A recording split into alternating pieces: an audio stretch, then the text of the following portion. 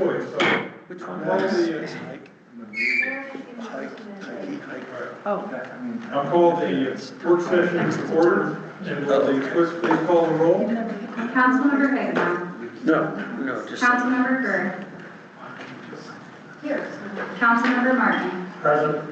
Councilmember Forment. Councilmember Sullivan. Here. Councilmember Thisted. Present. Mayor Riley. Present. There are 5 members present.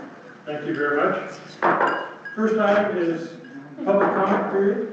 And anyone from the public, either online or in person, provided to speak on any topic that is on the work session agenda. So again, I'd like to invite you to come up. Please state your name, where you live or work at Keystone, or your association with Keystone. And you have 3 minutes. And we are interested and we do listen. So anyone who would like to speak? No one in the audience? Is there anyone online? All right. In that case, since I always get caught somebody standing up after I said this, the public meeting is closed. I'll now turn it over to the town manager for the budget discussion. Yeah, go ahead. And I will pass this on to, I'll pass this on to our financial director, Nikki Fox. Good evening, everybody. Give me just a second here. I'm going to see if I can share my presentation.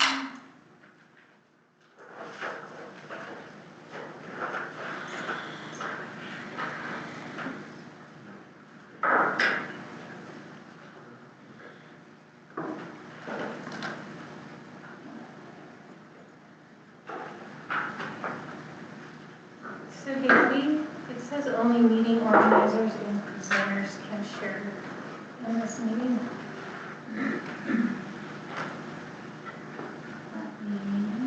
I'm doing that. You got it? Yes. All right.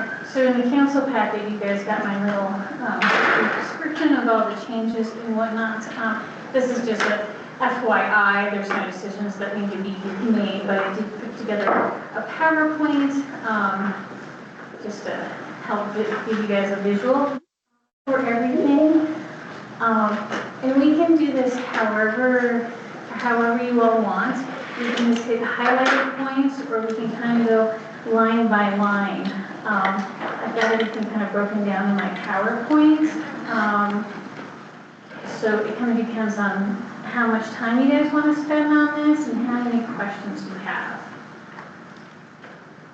Any thoughts from council members? Yeah, this is Dan. We spoke earlier that I think there's a desire, especially as the budget goes in, to have kind of a special session, whatever you want to call it, on details of the budget. And I would suggest that we set that up at some point that makes sense with regards to when the budget needs to go in, needs to be finalized. And I would encourage anybody on the council to attend that session when we have it. So I won't go through a lot of those questions I probably asked today at that session. Now, I'll go back to the town manager. Quick question. I think you're planning something like that in July? Yeah, we're going to do something in July before we start putting the next year's budget. There's going to be a special session, kind of an educational session, and then a whole bunch of detailed sessions. Councilmember Kerr. I appreciate this. Heidi, you did a fabulous job with this. And I have some mitigated pretty questions, but I'm happy to let them go. I think with that promise ahead of us and with the detail you've given us that's in everybody's packets, maybe we could just go to those specific things. A few people, some of us might have had questions on, rather than they can go through the whole thing. Yes, absolutely. Yeah, so we can, we'll just go a little bit at a time, so section by section, that way we kind of stay on task, and then the line items that don't have any changes or don't have any questions, we'll just pass through them really quickly. But Gabby, it's kind of stuck on this page. I don't know how to move it. And I asked for control, but So you've got that little icon, and then if you click on those, yep. okay, perfect. Okay. All right, wonderful. Thank you. Perfect. All right. All right. So Keystone financials. So we'll just start briefly just with our general fund balances, and these are as of April of 2025. So you'll see in our fund for the general fund, we have almost 2.4 million. In our workforce housing, we have 1.2, and our lodging tax, 800,000. All right, and so we'll start first. We'll talk about the general fund. And this is hard to see on the screen. Okay, there we go. All right, perfect. This is a nice little overview. I don't know what happened. Okay, there we go. So this is our general fund. So basically, at the top right there, you'll see our budget. This is the approved budget. Next to it is the forecast, which is the updated from what we know today, and then the actuals as of 4/30. So you'll see that the starting balance, when you guys approved the budget, was estimated at 1.1 million, but it actually ended up being 1.94. So we're off to a good start since the approved budget, which is awesome. You'll see in the revenues were approved at 4.74. And our forecast is at 4.73, so just a little bit under, but we'll go into more detail on that. Expenditures were approved at 3.72, and then forecast right now is at 3.97. We don't anticipate that the expenditures will actually be that much to the end of the year, but just for forecast purposes, we forecasted a little high. And then you'll see the net result, which is basically the overage or under from the revenues to the expenditures. So the budget was 1.3 that we would put into our reserves. With the forecast, we're expecting almost or a little under 800,000. But then the ending balance, you'll see right there, budgeted was 2.1, and then our forecast is 2.7. And that's just because we're starting out with a healthy balance, which is nice. So whenever you guys have questions and you want to talk, you just chime in. If not, I'll just kind of keep going until we get to the highlighted points. So here's our general fund revenues. The biggest one, of course, is our sales tax, which is just a little over 70% of our revenues. So we approved 3.4. Our forecast, basically, we're predicting about 3.3. And what we did for our forecast prediction is we just took the sales tax revenue, the actuals for the first quarter, so January, February, March, with remaining flat with 2024 for the rest of the year, and that's how we got to the 3.3. So as you all know, Keystone does not have its own sales tax. Our 2% that we get is part of the IGA that we have with Summit County for the revenue share. This one will highlight that, and this is just January through March, so this is the first quarter of 25. You will see our 24 actuals for that period were 1.4 in sales tax. 25 actuals were actually 1.5, so 6% over last year's first quarter. And then our 25 projections. I just want to make it clear, we, how do you determine the 24 actuals? 24, okay, thank you, John, perfect, yeah. So the 24 actuals, since we didn't have any collection in January, since the town didn't incorporate until February 8th, we used 25 actuals for January, and then we used the full actuals for February even though Summit County received some of those and we received some of them, just for comparison purposes. And then our projection for 25 was at 1.5, which is an 8% increase over the 24 actuals with using January 25. So you'll see that 25 actuals were 2% right now for the first quarter, 2% under our projection.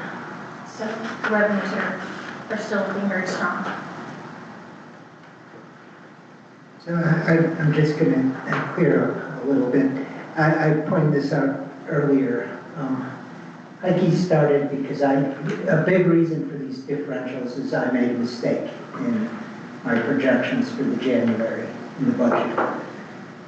So we're up, if that mistake wouldn't have been made, we'd be up somewhere around 6 to 8%, I believe, overall, correct? Or, Yeah, that's right. Mm-hmm. But either way, 8% over 2024 was a very lofty, as John said. But him and I talked about where he got those figures from. And basically, contrary to just about every other town in Summit except Frisco, I guess, we are really ahead of last year's numbers were, and probably have the highest amount ahead of last year of any town in Summit, and certainly even more so than the county has. Right. Well, and keep in mind too, like, the other towns, even though it seems like, they might be struggling, post-pandemic, our sales tax revenues for the small mountain towns just skyrocketed, some of them exceeding 50% in a 4-year period. And after 24 last year, now they're starting to kind of taper off and maybe a little decline. But it was always predicted that it was going to start to flatten out. So we're still, if you go to pre-pandemic sales tax revenues for the other town, everyone has a really healthy revenue stream since then. In fact, one of the reasons they had a problem is most of those towns projected at least a 3% growth in sales tax, and they're seeing about a 5%, 3 to 5% droppage in off last year's actuals, which is why they have a big revenue gap. They're trying to correct. And then you'll see too, I'll talk about this maybe a little bit more, but we do have another lodging establishment that is anticipated to open in November in our jurisdiction. So that's going to not only increase our sales tax revenues, but will definitely increase our lodging tax revenues as well. So that's a positive outlook. Now, if we go into our other revenues. To give you an idea of the potential impact of that other venue that's opening, they were initially scheduled to open this about now, I guess, and it got construction delays late into the fall. As a result of that, they had to cancel $1 million in bookings. Wow. $7 million. It's a lot of money. That's a lot of money. Right, so. Yeah, we'll look forward. We'll definitely look forward to that. As far as our other revenues, what we know now, so the highway users tax fund, just the way that the state works. So basically, they're on a fiscal year. So their fiscal year for 2026 or 25 starts in July. And since we incorporated last year in 24, we weren't able to report our lane miles until this year. So our distribution will start July of 25. So basically, we cut those revenues a little over half, since we're only going to get a half-a-year collection on those. Cigarette tax is about the same. Nicotine tax, is that in this packet? The nicotine tax, IGA, or no? You guys already approved it. We approved it. So now we're just waiting for the other towns to sign it, and that'll be backdated to January 1st. So we'll start getting those revenues. But with those revenues too that we get from the nicotine tax, they are restricted. Okay, have we seen those revenues reflected here, the one that's actual or not? Yes, that's the, yes, the 152,000 is what the IT budget stays for That we 2025. should get. That's our anticipated revenue off of it for this year, the 152,722. All the other jurisdictions have approval of the IGA either on this meeting or next meeting, backdate to January 1st. So it's actually, the real number is something like 243,000, but 90,000 comes right off the top to pay for tobacco cessation policies. The next one is a road and bridge tax. That one's under, basically 14,000 under what the approved budget was. And that 89,000 is based on what the county told us that they're going to distribute to us. There could be a small chance that that could change. But if that does, we'll update you. So what's the metric that determines how much we get? It's a fantastic I question. can answer the question. We get 50% of the amount of roads and bridges property tax that the county collects on the properties in Keystone. So we have about as of 2 years ago, we had somewhere north of $3 billion worth of properties in Keystone, and we were supposed to receive half of the road and bridges bill levy that the county collects. Half of that, the amount collected in Keystone should come to the town. And that equated to roughly, 2 years ago, that equated to roughly that $100,000. That number will obviously also shoot up when Kindred Yeah. comes out. And Brightwood. And then the next one is the specific ownership tax, budgeted almost 35,000, and we are not getting that. And the reason we are not getting that is because Keystone does not levy its own property taxes. So we won't see a specific ownership tax ever unless we decide to levy some property taxes. Auto ownership tax, so we reduced that to 3,000. Mainly because it was a little bit high, but the county was having a hard time figuring out if they should pay us this or not. About an hour ago, I finally got the email from the county, and they're actually going to just start distributing it to us. So, for June, we're actually going to collect the 2024 and first quarter 25 sales tax on motor vehicles and registration. So which number will it be closer to, the 13 or the 3?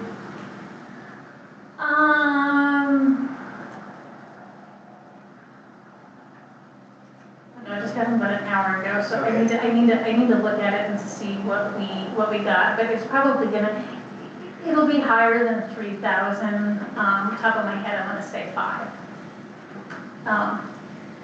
But I need to look at what they've given us.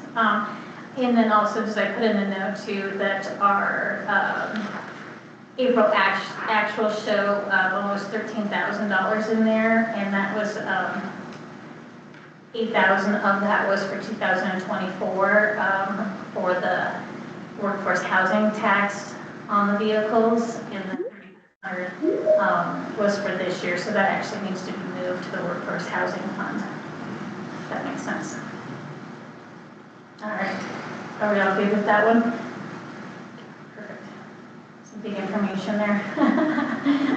So the rest of the revenues, this one, the only one that's actually changed in this one is grants.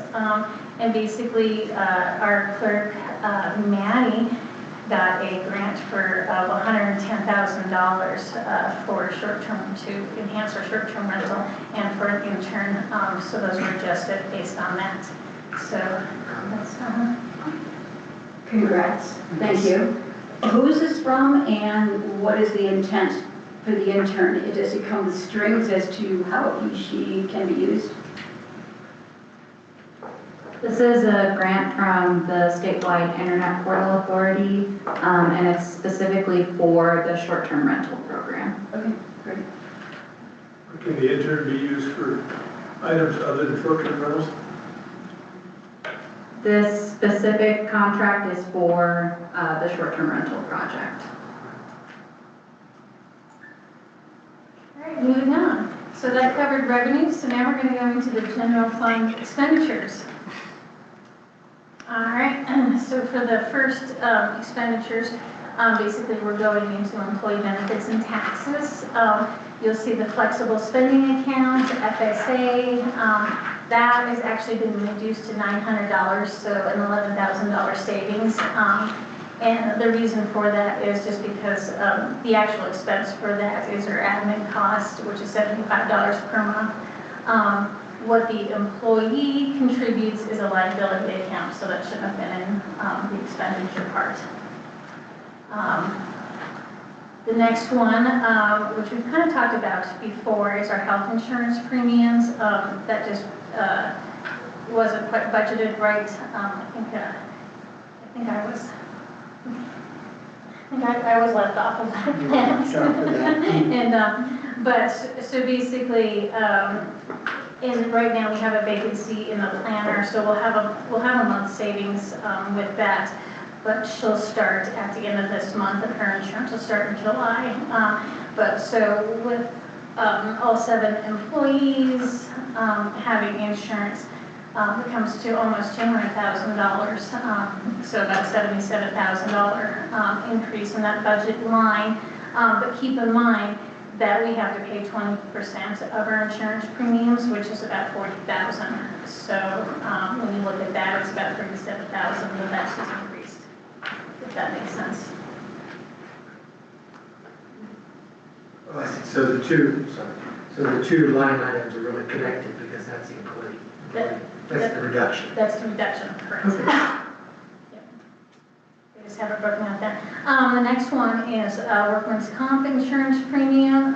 Since all of our employees are office staff, the cost for workman's comp for us is very minimal. And based on their estimate that they gave us this year, it's just shy of $2,000. So that gives us a good $10,000 savings. The next one is payroll taxes. And I'm sure this was based on 2024 of what those are. We pay very minimal payroll taxes since we're a local government, and then we've opted out of Social Security. Unfortunately, this is a little bit high because when Paylocity was set up, they weren't set up correctly, so we were overpaying in payroll taxes. So we're going to get a refund on those. So I've actually adjusted that for this year, and that'll give us about a $27,000 savings.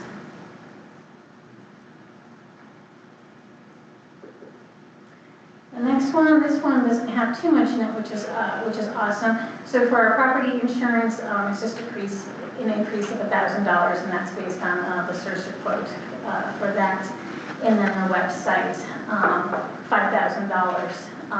If that's an annual reoccurring fee, so that should be in this category. I believe it was probably, we have a capital website, and that's where that was lumped in. So it's just a different line item. The next one, if we go down here, the big changes are just miscellaneous expense for town council, and that's increased just a little over $5,500, and that takes care of any miscellaneous stuff that you guys got going on, but more importantly, the lovely dinners that are provided during these meetings. The next one is administration wages. I increased that $10,000 to cover the expense for the grant that Maddie got. If you go down to the smoking cessation, it was budgeted at $27,000. We're going to actually save that because, as John explained earlier, that's just going to come off when we get a net distribution from the nicotine tax. It wasn't taken off up front, the nicotine tax. So the $152,000 is the net, and that's with the smoking cessation taken off of there, okay, because we just get a net distribution. And going down there, and then you'll see on the accounting contract, since we don't have, Casella is still implementing the software for us. We're hoping that it'll be done sooner than later, but in the meantime, we still have to rely on MMW because they have all of our financial software and data. So we increased that by 30,000, just not really sure when Casella will be up and running. Thank you. So what is it that's going to be different? What will we gain by moving from MMW to Casella? Well, you're hitting lots of things. We'll actually have our financials in-house, so any financial questions that we have, we'll be able to answer on the spot rather than needing to wait. Right. The financials that you guys get each month will actually be more, they'll be easier for you guys to read and they'll be more detailed out because I'll be able to put in notes so you guys will understand if there's a variance on them, which is awesome. And then on top of that, they use QuickBooks for their financial software, which is not a government fund accounting system.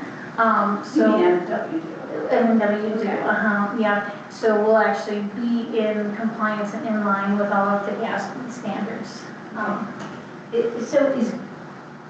With Casella, are we essentially buying or renting the software, or are there services associated with it? There's services associated with it. It's a modular-based government accounting system, and it's for small to medium-sized governments. So we chose Casella. The majority of the municipalities in Colorado and just really all over the states use them, but they are the most reasonable priced for the product that you get. Well, I appreciate the legwork to find that. So the services are not bookkeeping or accounting. The services are helping our financial director set our own personalized platform for the bookkeeping. Yeah, so the services is support. Support is what it is. That's what you're looking at, right? Yeah. Everything will be done in-house, but the cost for the service is for their support. So which is awesome, because anytime that we have a question, we can call them. If there's something that we don't understand, like how to set up or how to navigate through, the support's there, and they have excellent support. And if I can answer the question you asked, I do. What we get from Casella is the ability to monitor our spending much more closely and accurately than this. The way we get it, I get the information you do. I get that X amount of dollars was spent on elections. With Casella, I can see exactly how those dollars were spent on the elections instantly. And we get a much more accurate, readable, and easier to put together budget. I think one way to look at it is with the accounting firm that we hired, they have sole access to the actual bookkeeping system. We don't have direct access to that bookkeeping system. So as a result, if you want to get detailed questions about items, then you have to go to them, and then they will can give you the detail. Whereas from Heidi's computer, she will be able to get that detail. Well, I share your frustration when I ask you questions and, well, I'll get back to you because you don't have direct access. And I thought it was worth spending a couple minutes highlighting that this will be an advantage. They were a great stopgap, for learning lessons. So, Yes, 100%. And it will be, it's going to save some time because right now the legwork that I have to do just to find out why certain things were put in a certain line item, plus they charge by the hour. So I'm trying to limit my questions to them because anything that needs to be changed or done a little bit different, I'm gonna do it once we get it in-house, just to save us, some money. But on top of that too, Casella has, transparency is a huge one, because we'll be able, especially with records requests and stuff like that, so we'll have all that information, we'll be able to get it right away. But it has the ability where each department head will be able to see their revenues and expenditures, so they have full access, full viewing access. So it's not just one person, it's not just me that holds that information, so everybody can see it. Great. The $30,000 overlap, I guess is what it is. Is that gonna be, what, a couple more months, or what does that reflect? You know, I wish I wish I could answer that. So Casella's implementing us right now. We're kind of, since we just signed the contract, I think it was like last month, we're at the bottom, you know, relatively at the bottom of their totem pole. Since we're a smaller municipality and we don't have our financials in-house, they understand the urgency for me to get this up and running. And so their team, each module is a little bit different, but as they have time, they're going to work on this. So basically what they guaranteed me is that we'll be done by the end of the year. So that's the worst case scenario. I'm hoping that maybe in the next month or two we'll have it up and running. Is it 30,000 in a year? It's not, no. Maybe more than 30. Well, if we had to go through the end of the year. It's about 5,000. That's close to a year. Okay. But that overstarted in February.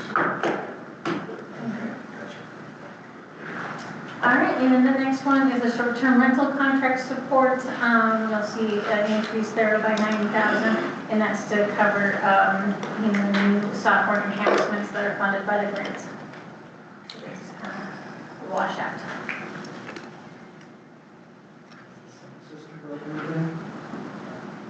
All right, the next one here, we don't have any One changes. information, the microphone's not on. It's very hard to hear if you're on the online.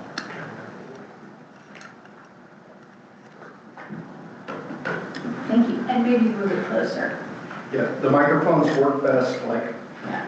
right Right next there. I didn't know that. I can hear the echo now, so.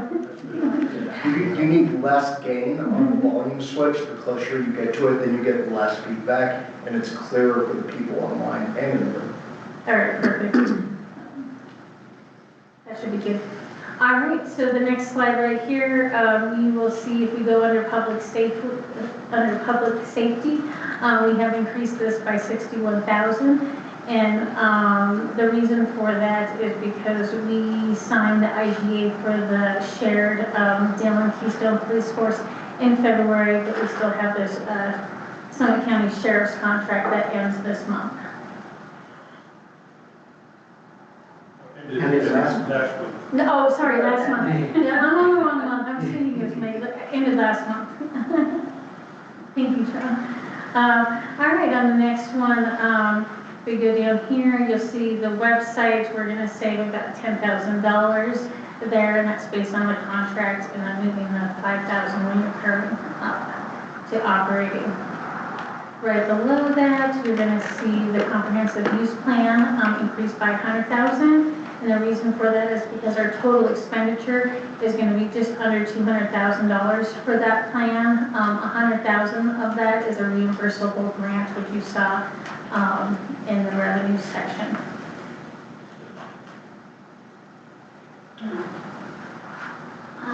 Didn't we expand that contract? In some way, housing assessment or No, the that- sidewalk assessment?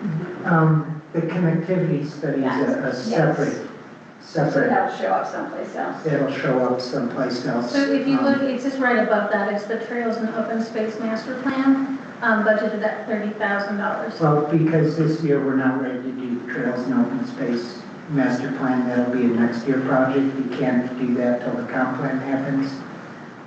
Comp plan won't be done until October. but it's still budgeted money for a trail, so we're using that to pay for the site communication. All right, and then this is the exact same slide that we saw earlier. That just basically summarizes our starting balances all the way to our ending balance. So once again, the ending balance from the budget 2.13 to the forecast 2.71 million. And that's with the increase of expenditures and the reduction in revenues. All right, the next one, now we're cruising along, workforce housing. So workforce housing, and this revenue is restricted, and it's for affordable and attainable housing within this town of Keystone. All right, so on this one, the write-up that I gave you guys, actually, when I was playing with the numbers, I had a 20% reduction in all of our tax revenue, and that was an earlier exercise that John presented, what, like two sessions ago, just to assure you guys that financially we are fine. And I forgot to update those numbers. So this is actually the true reflection. So in the same goes for this as the sales tax. So what we did is we took the first quarter of actuals for 25 and added it to the actuals for 24 for the rest of the year. So by doing that, you're going to see about just a little under a $32,000 shortfall in the 5A and 152 in the 6B, and then also in the interest income. So about just a little over $200,000 short in revenue for the workforce housing is what we're anticipating based on the budget. So that's different.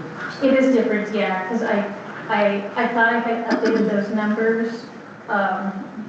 The exercise we had earlier. The exercise we had earlier. Okay. Yeah. So apologies on that.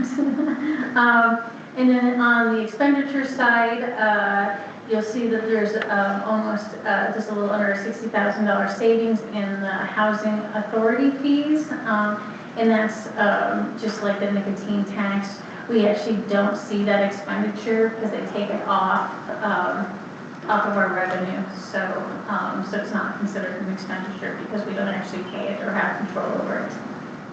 And the next one that is added right there, you'll see the down payment assistance, which was an amendment to the budget earlier this year of $93,000. And then you'll see the loan principal payments being paid back on that line. So basically at the end of April, just about $3,000 was repaid. Okay, so the housing authority fees, will that go away? Because it's going to, out of the reporting? Because it's already removed? Okay. And then this is the workforce housing summary. You'll see the same thing. You'll see the starting balance with the budget, the forecast, and the actuals.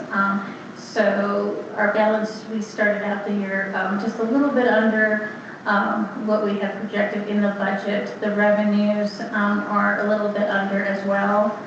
You'll see on the expenditure side, the expenditures are also under our net result in savings. We thought we were going to put about $457,000 into our fund when we approved the budget, and based on this forecast, we're looking at about $300,000, which would make our ending balance just a little over $1 million.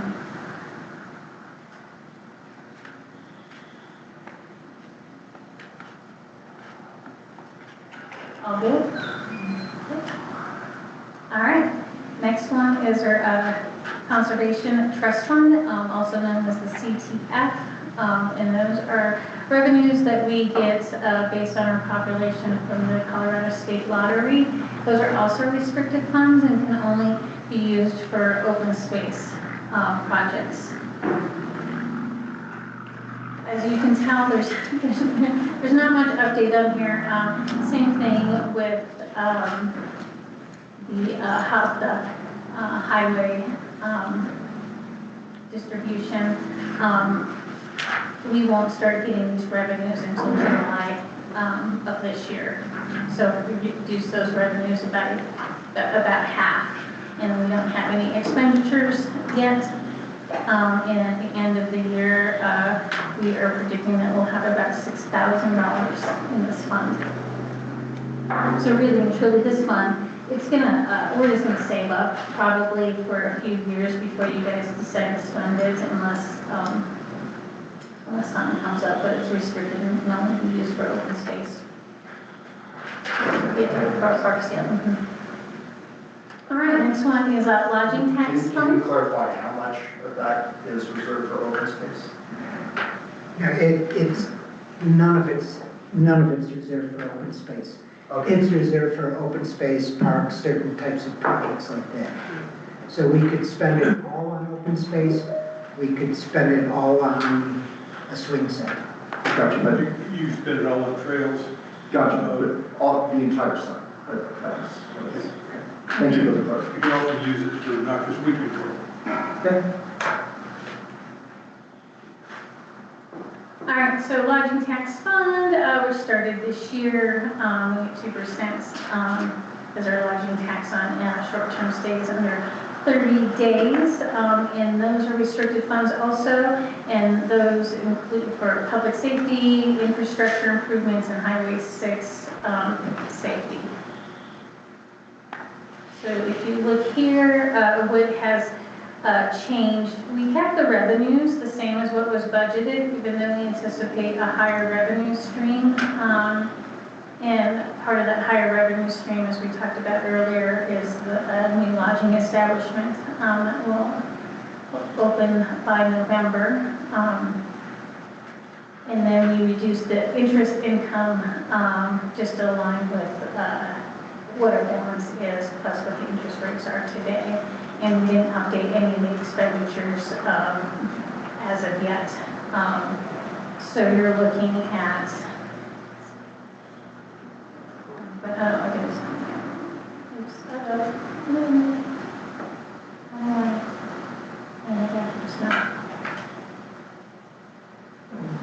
Let me ask the town manager a question, and that is, on the engineering, the design services, is that the line that's being used to fund the assessment of the north side sidewalk? No, we're using the open space and trails plan to fund the assessment on the north side.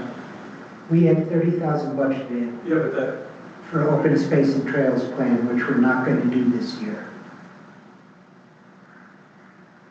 so the Cassell assessment is only going to cost 30,000? Wait, I'm confused. Yeah, I'm talking about the study that's going to look at the cost and everything for the north side sidewalk. You have a separate contract for that. Yes, And that's being funded out of Trails and Open Space Master Plan versus engineering services? correct.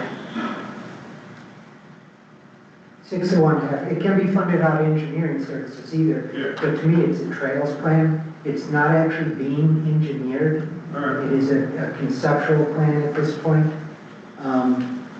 Engineering services, what I was looking at here were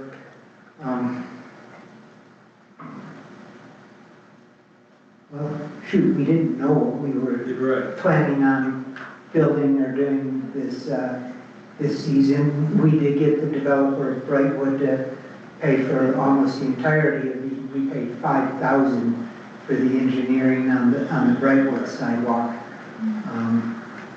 Engineering on the Ranch Road was significantly cheaper than being expected. We don't have to do the engineering for the Razor Drive intersection because That's what that was. the CDOT money dried up. I kind of share Ken's question, but maybe with an opinion that I'd rather see that money saved and deferred into the same bucket or the plan if we're not going to do it this year. So we don't save or defer money on budget line items. We create a new budget line item every year. So that money we have a pool of money, and we have several pools of money that can be spent for specific things. Every year, the finance director and I will sit down and then bring you the budget, and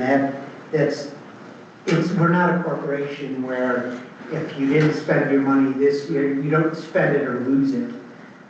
It's not that type of thing. If we need $30,000 for trails and open space next year, we budget $30,000. We have to budget that money next year. It's not a carryover thing. Did it get done? No. Does it have to get done? Yes. Will we budget it? Yes. So the $30,000 is saved. Next year's budget is an entirely independent thing from this year's budget.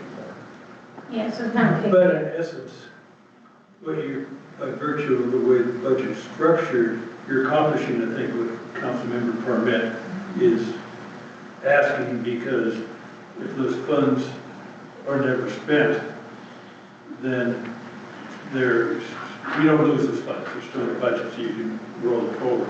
The challenge is when the money is spent for a different project, and then, then it ends up being, you're ended up allocating new money for the next year to do the things that are. Well, basically, what we did here is, since we're not doing trails and open space master plan this year,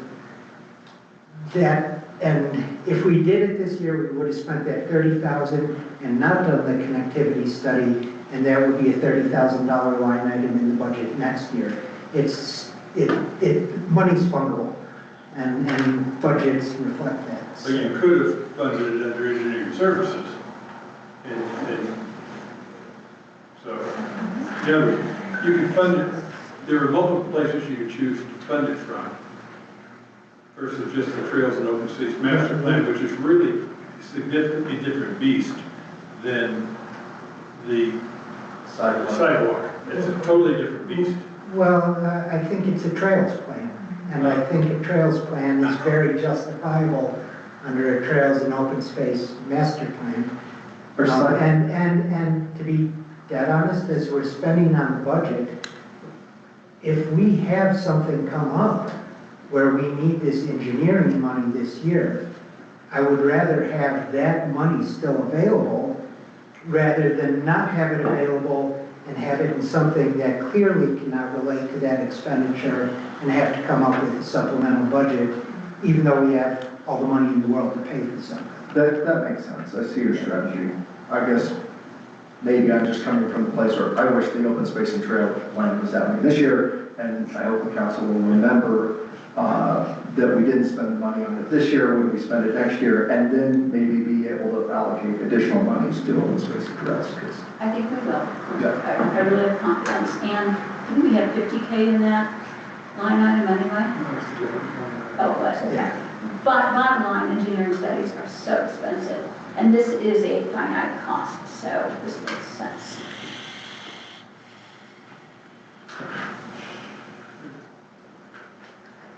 All right, so that's sort of the update of what we know today.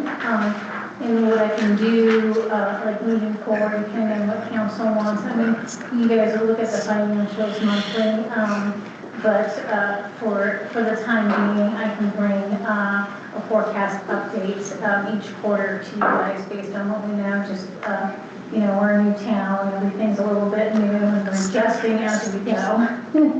I think you do this, what we've done, these annotations about the variations on original projections, that's super helpful, and I appreciate your willingness to keep doing it. Thank you. Absolutely, yeah.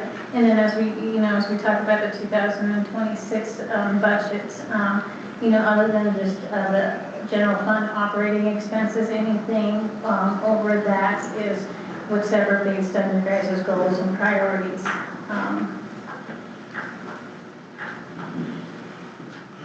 Any other questions to the financial director? All right. Next item is short-term rental update, and I'll turn it over to the town manager. Okay, after what I consider a pretty darn successful short-term rental half year or so. Maddie's going to talk about what her analysis has shown and what recommended changes she made to our program going forward. All right, good afternoon, Mayor, Town Council. My name is Maddie Cielu, I'm the Town Clerk. So over the course of the last several months, we have been taking a look at how the winter 2024-2025 season has gone with short-term rentals. During my last update, we provided kind of an overview from the staff perspective, just based off of the licensing data and the hotline calls that have been submitted. After that, we presented you with the short-term rental listening session plan, and we did have those listening sessions. So over the course of those listening sessions in April and May, we have 47 community members in attendance across the 4 sessions. Some of these people were in person, but most of them were virtual attendees. We had some sessions that were during the day and some that were in the evening, and we tried to vary the days of the week as well. We also sent out a link to an online survey or feedback tool, and we had 112 community members that shared comments utilizing this tool. And we asked people both in the in-person meetings as well as in that online survey what kind of perspective or identity they would follow or fall into, and we didn't limit them, so people might fall into more than one of these groups, but we did have participation from short-term rental owners, property management companies, people who just identify as homeowners, full-time residents, part-time residents, representatives of HOAs, and then guests or visitors. So today I'm just going to give an overview of some of the broader items that have come up repeatedly across the different listening sessions and the surveys. These items are items that are really specific and actionable and really ask either for something clear that we can change about the program or clear direction that they're looking for or that we as staff would be looking for from the town council. Over all of these comments, there are a lot of additional general comments and things that people have commented on that might not be widely shared as a consensus. So just as a disclaimer before we get into this, these are kind of the more general themes that came up. The first item that I would say was the most ubiquitous across all of the listening sessions as well as the feedback that we received via the survey were conversations related to parking and the parking regulations for the short-term rental code and the staff report. I did insert the entirety of what is in the current STR ordinance related to parking. I think that this issue is multifaceted. So in 2024, when the town of Keystone received data from Summit County, some of that data that we received about the current active licenses included the designated parking plans. And if a designated parking plan was already approved or deemed as sufficient by Summit County, we just deemed that as sufficient from our perspective as well and allowed that to be what was submitted for the renewal of properties. Those parking plans that were submitted are not generally super detailed parking plans. They all include the number of parking spaces associated with the unit. And they might say parking space in a garage versus parking space in a driveway, but they don't get super granular and they don't include things like diagrams.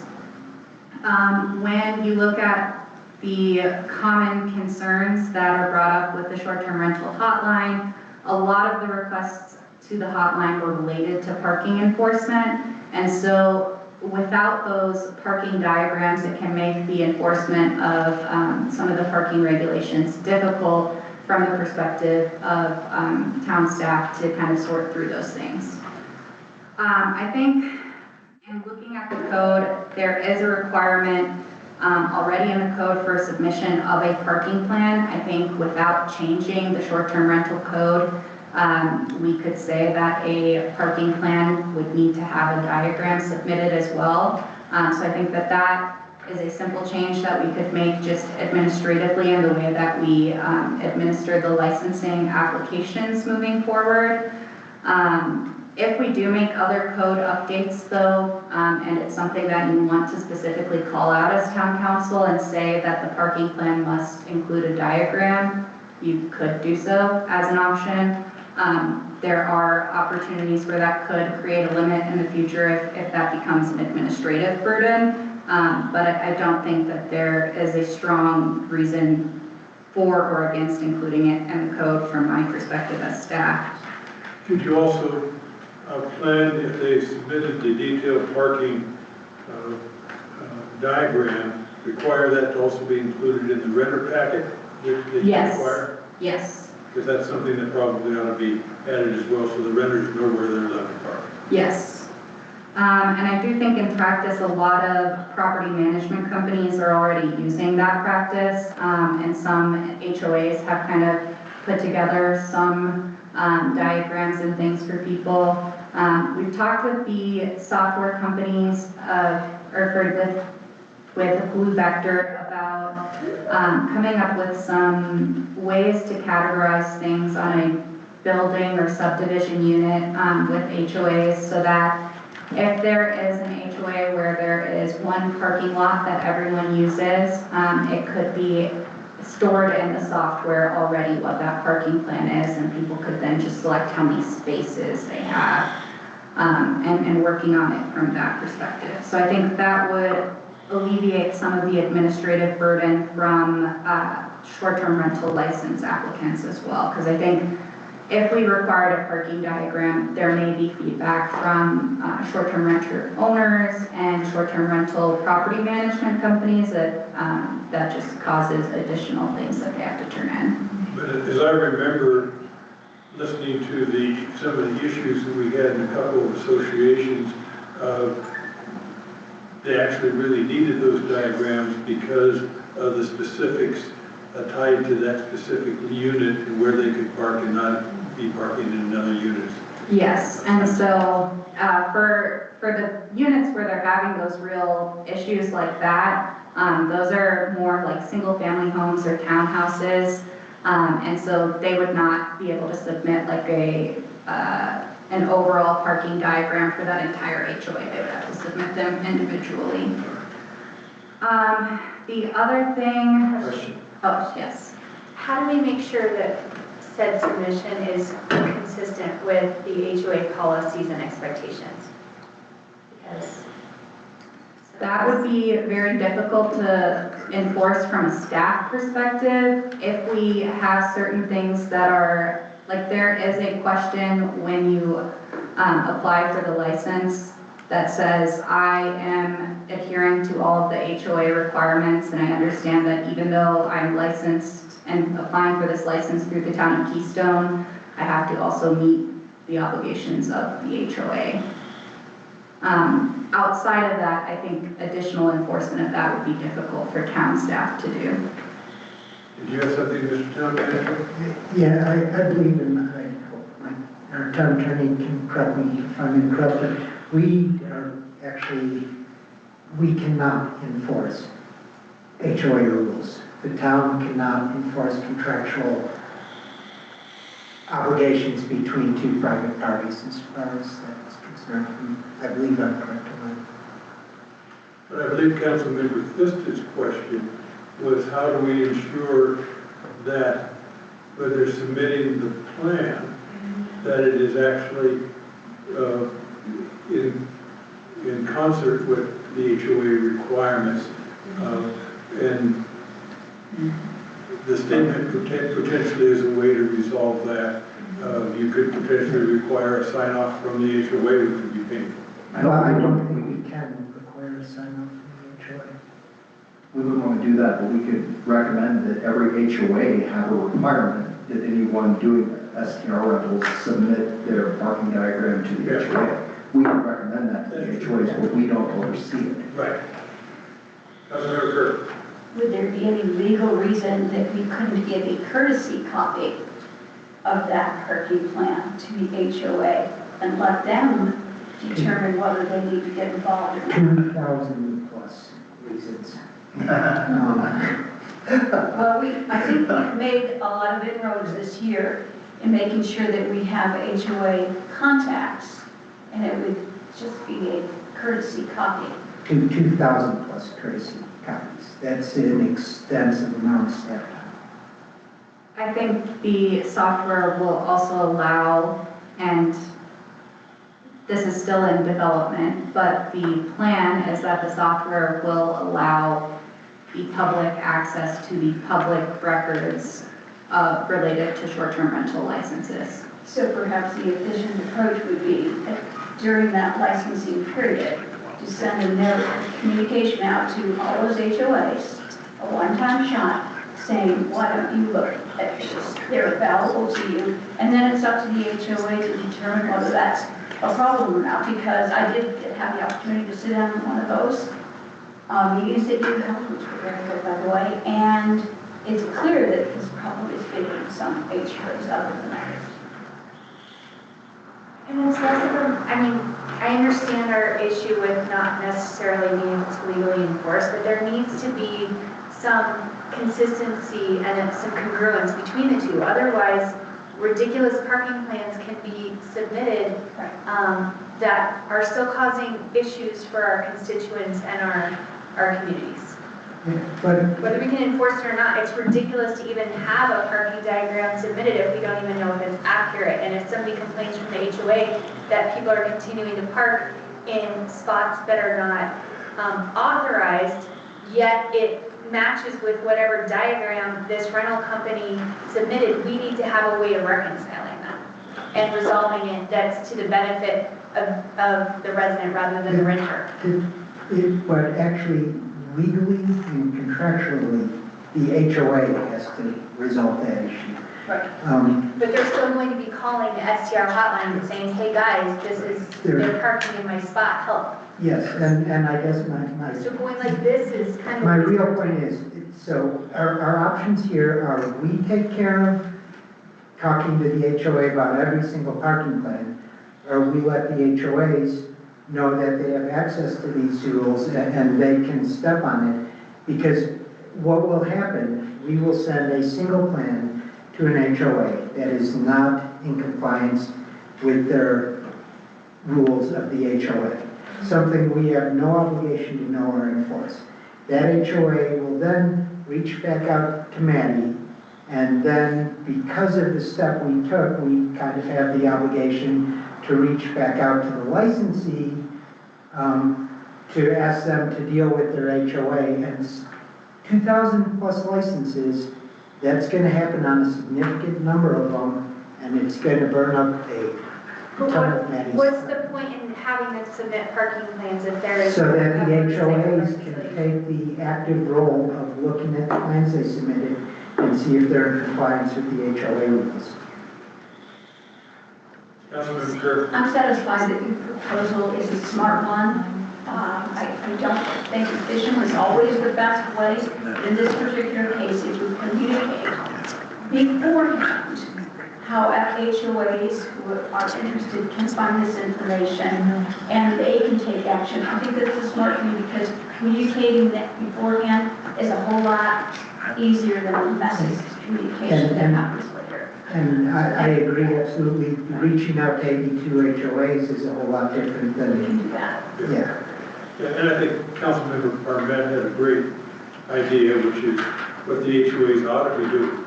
And they can establish it as their own policy. Their policy is that if you're going to short-term rent, you must submit the plan that you're having for your unit for HOA approval.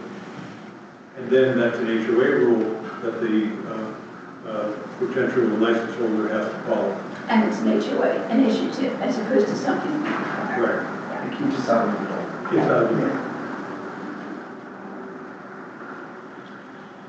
All right, the other issue identified or that came up as a topic of conversation related to parking is that there is no correlation between the number of parking spaces that a unit has and the occupancy limits. So currently a short-term rental unit could allow for the occupancy of 19 renters while only having 1 parking space, for example. So the parking formula is essentially just a minimum of 1 parking space and no more than 5 cars parked outside. So that is the only metric in terms of the number of parking spaces that we have currently, and it's not related to the occupancy limits. And that goes back again to HOA rules. Most HOAs have a maximum number of parking spaces that are allowed per unit, and they communicate that to the property management companies. And that would go along with the parking plan. All right, and then the final recommendation or piece of conversation that came out of the parking discussions was the development of a parking pass template that people could have for their renters. So it would be a template that we design and then ask the property management companies to print and then place in the cars or like on the dashboard, so that if there is a parking problem related to that car, there's easy information about how to address that issue. And that would include the license number on the pass. There was excellent information that we received in email from one of our constituents in the last week that talked about that and the type of information having the managing agent be listed as a telephone number, and that really gives an alternative to just calling the hotline, and also having it identified by the unit that's specifically involved, so the management agent could take action regarding the parking. I know that's a significant issue that a lot of HOAs also deal with, is you find someone illegally parked that you don't know, you can't deal with it. All right, and then the next general topic that came up were issues of life safety concerns. So if you look at section G of the short-term rental code, it clearly outlines several health and safety concerns and standards that STR units must meet. So these standards include things like ensuring that the units are in good condition, that they have operable toilets and sinks, and operable smoke detectors, carbon monoxide detectors, and fire extinguishers. And a question came up across several comments about how the town may proactively enforce these concerns, because these issues may currently only be reported after a life safety issue occurs, which has the possibility of putting community members and guests at risk. So currently, our process manages this in 3 ways.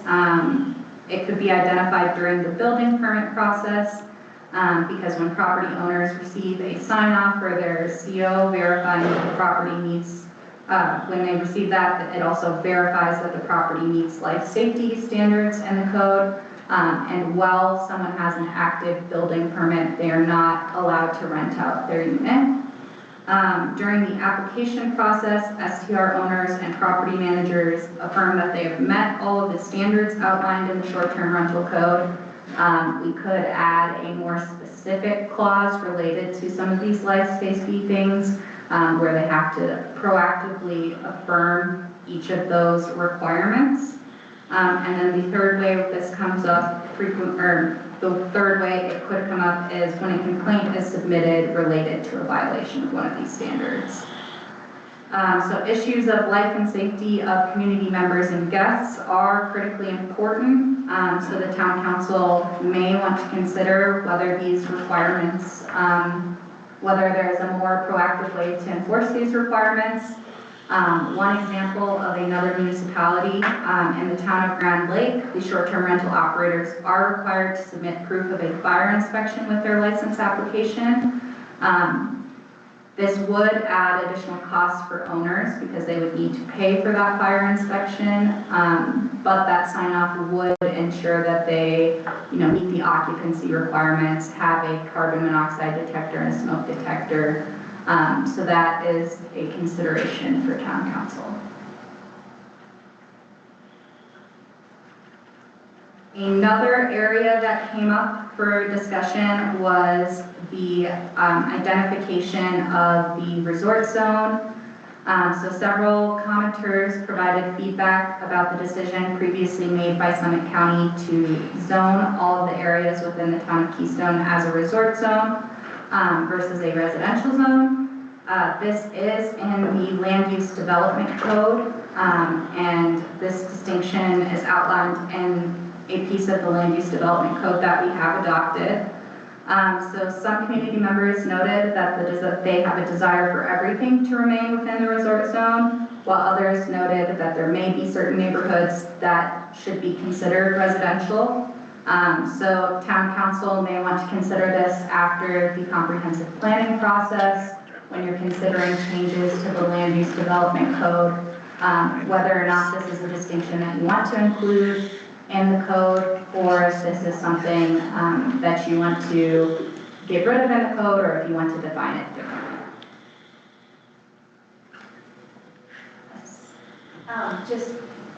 I want to note that this was one of the topics of conversation that we specifically addressed, some of us on council, when we adopted the land use and development code, that was one of the weaknesses or considerations we need to go back and revisit. So I would request that that topic of considering the overlay of the resort zone be specifically earmarked for discussion as we move forward with the master plan and zoning and land use and development topic of discussion.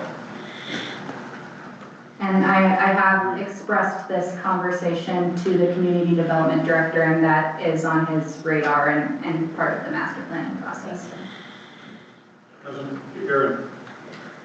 I would echo that and further state my concern, and these are some concerns that were previously brought up, that the treatment by the county of this area as one blanket thing, the need for nuance is one of the reasons we became a town. And as we faced the struggle of basically hitting copy and paste to get up and running, we faced pushing out the nuanced approach to our community that we incorporated to accomplish, pushing it down the road, and here we are over a year in, and the master plan is still in progress. And I'm concerned about how much additional inertia is going to be gained that will make it harder to make that nuanced overlay in the future if we don't act sooner than later, and particularly for some residential neighborhoods that are currently classified as resort zones.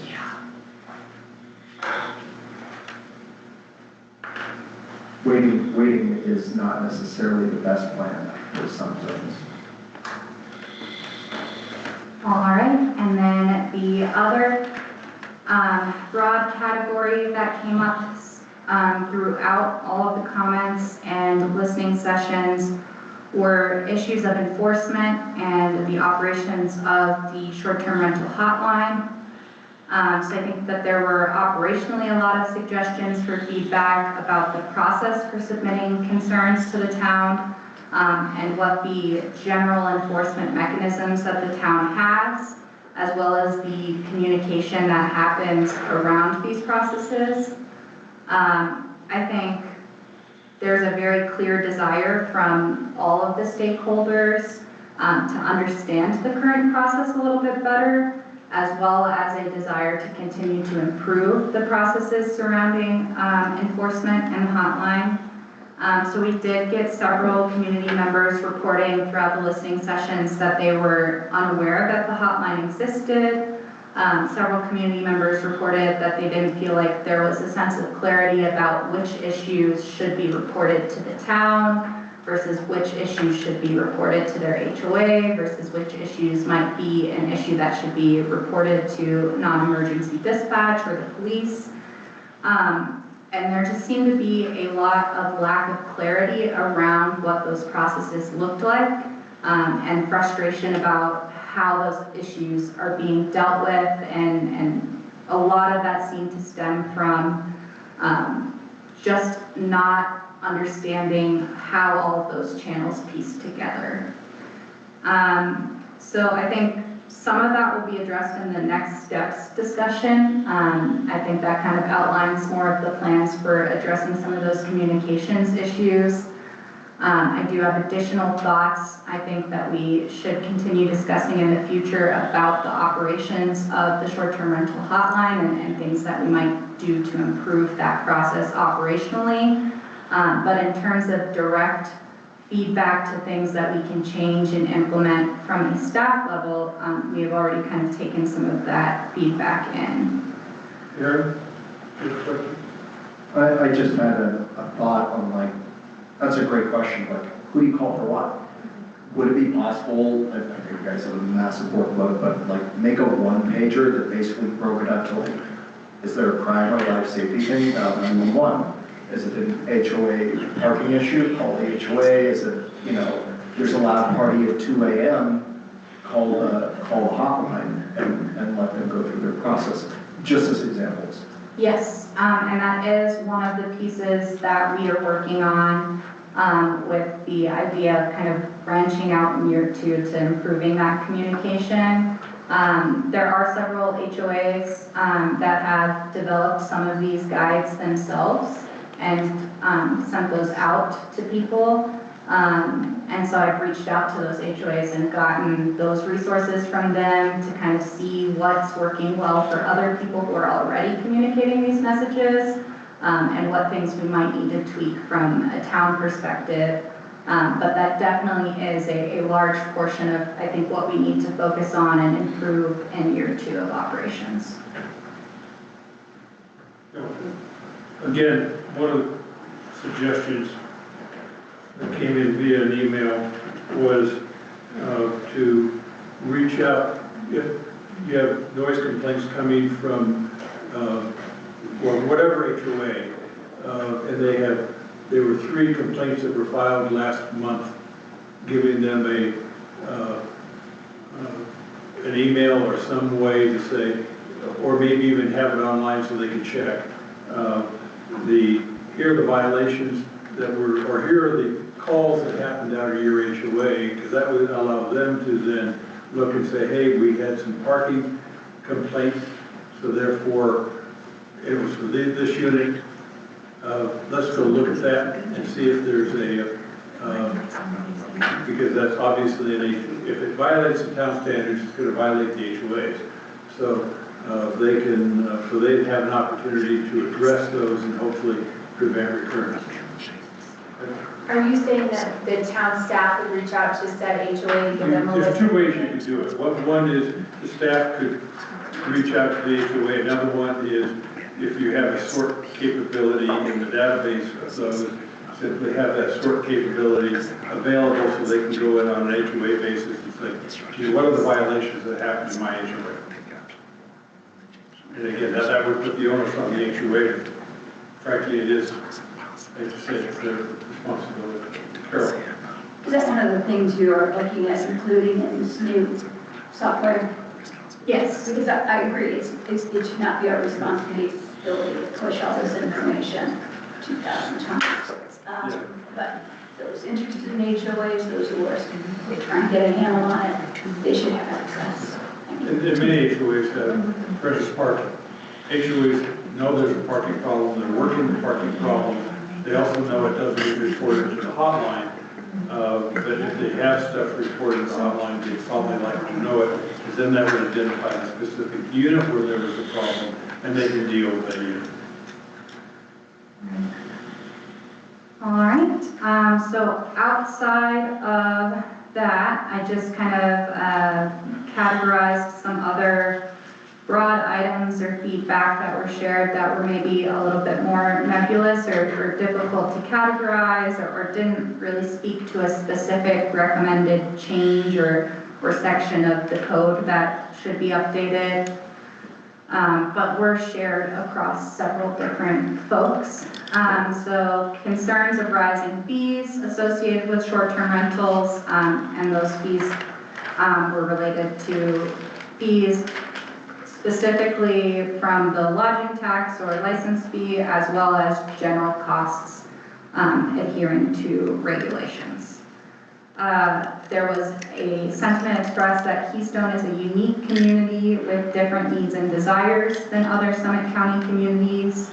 The desire to increase the economic viability of the community as a whole, and ensuring that the short-term rental regulations from the town can recognize this. Property owners are concerned about limitations on rentals, decreasing property values. Many STR owners want the town council to know that they are also part-time residents of the community. And there were several concerns related to the occupancy formula being either too stringent or too relaxed.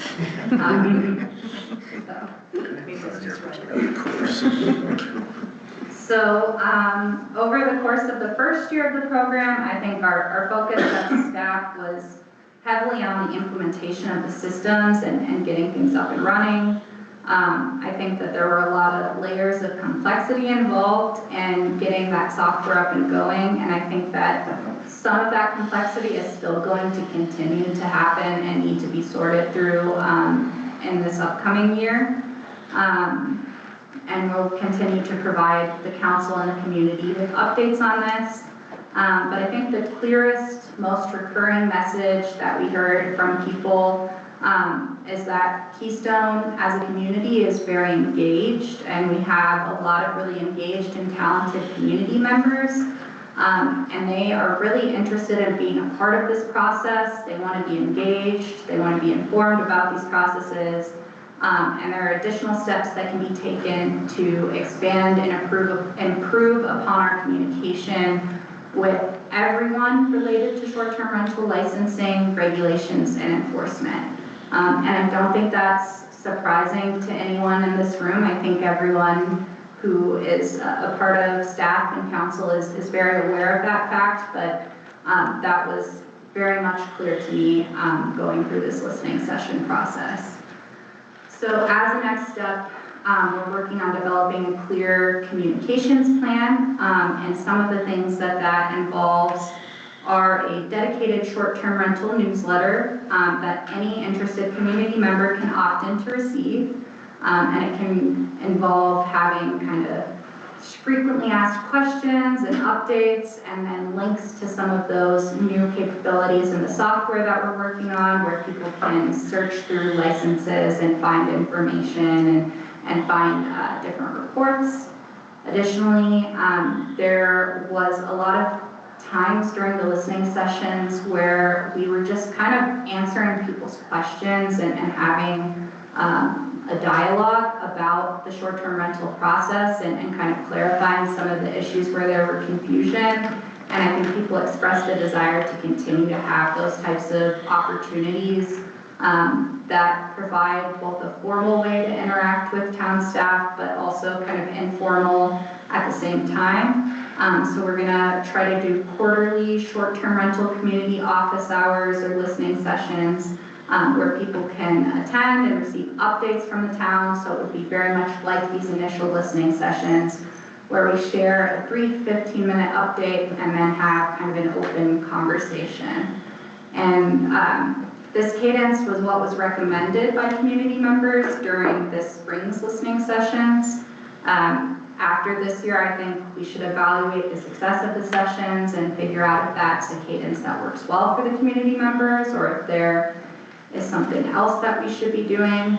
And then additionally, we're going to work on developing some STR toolkits for different stakeholder groups, because I think everyone is interested in continuing to kind of do outreach on their own and do some of this community engagement to help the town. But they're just looking for the resources and the tools to do so at some level.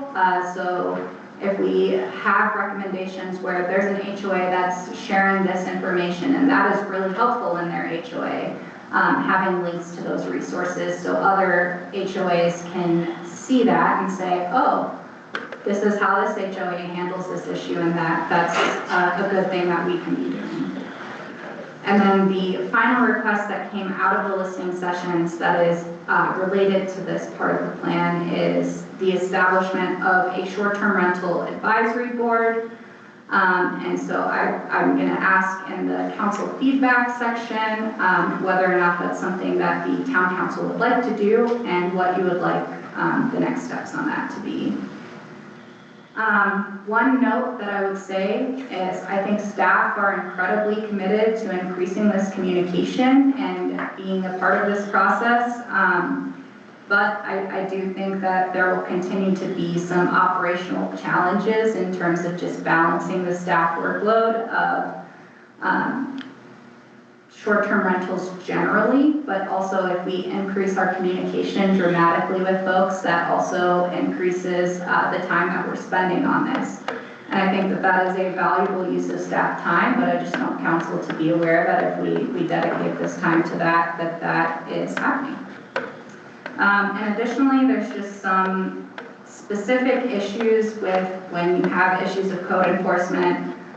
Some things, while they're active investigations, we want to be mindful of how we're communicating about them and what information we're providing with external parties during the enforcement process.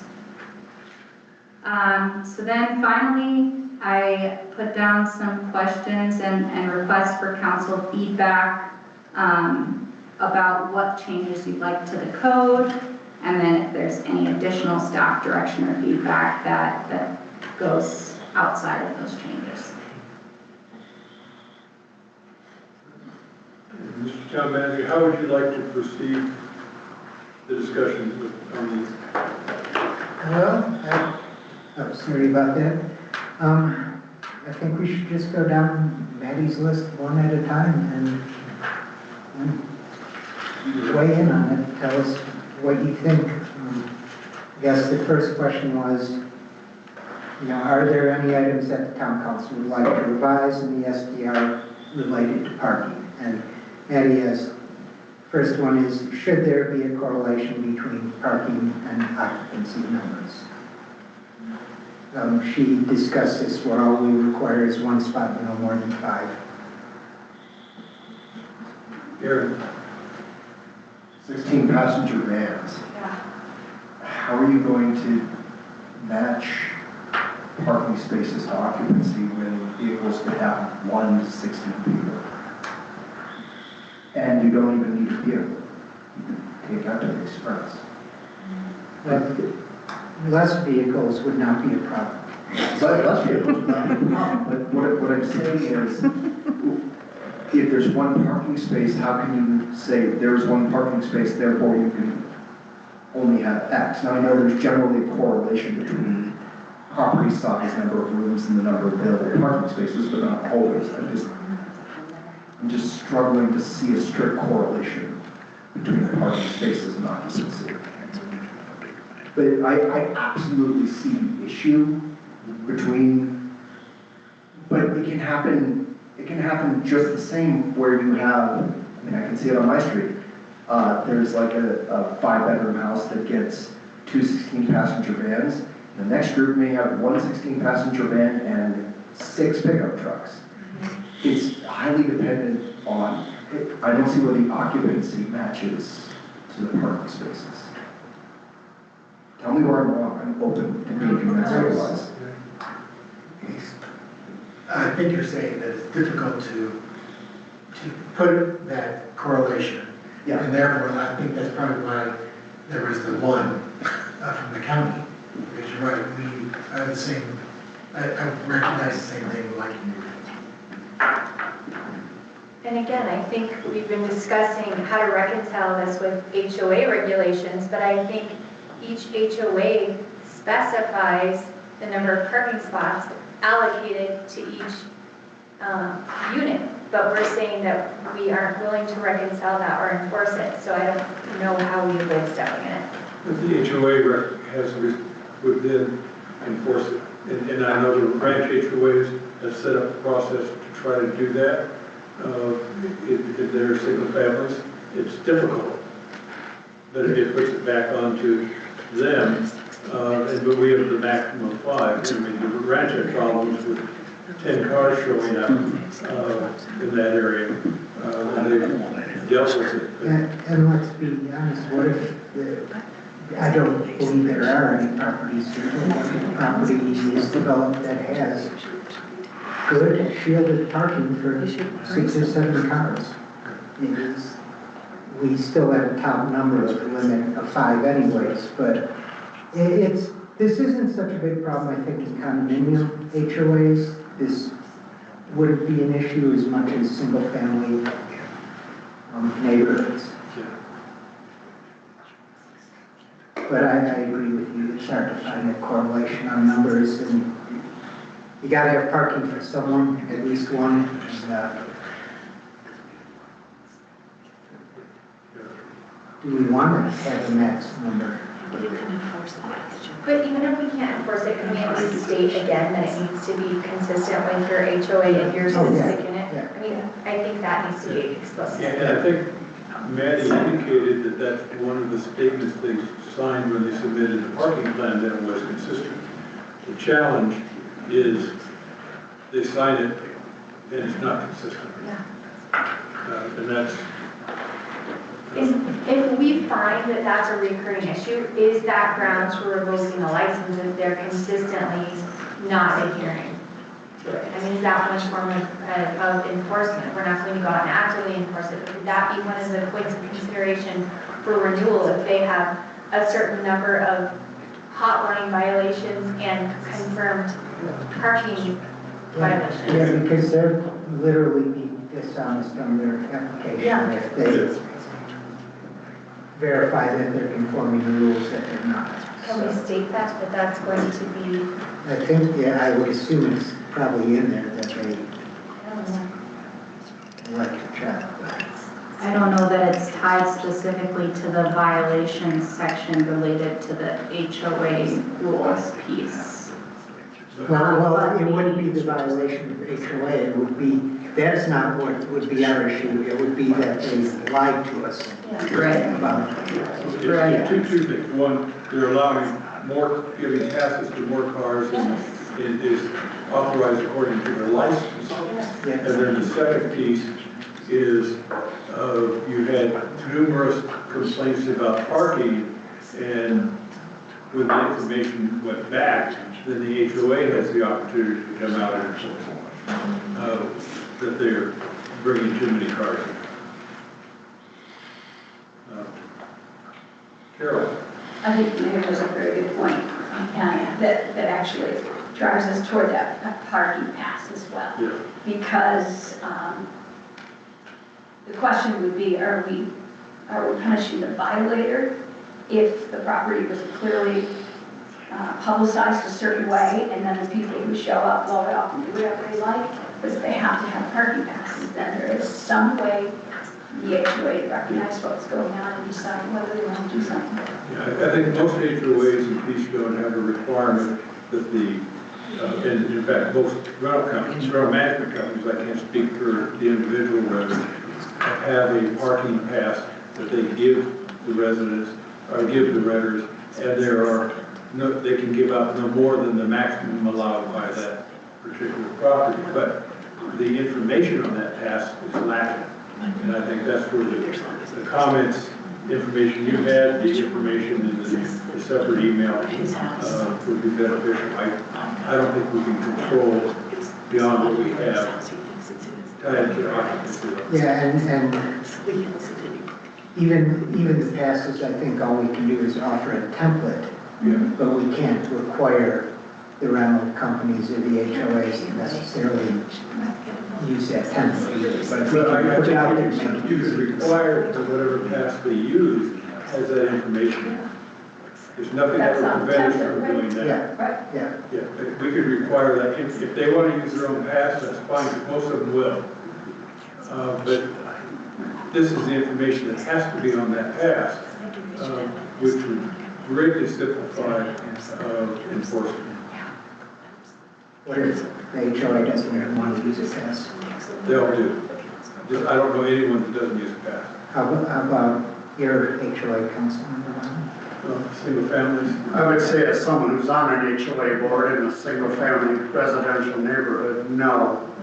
I think Maggie hit the nail on the head that once the HOAs with the new software development has access to STR information, we can clearly identify who has a license, who doesn't. It gives us the opportunity to adjust our HOA policies and procedures based on what we may see happening, not happening.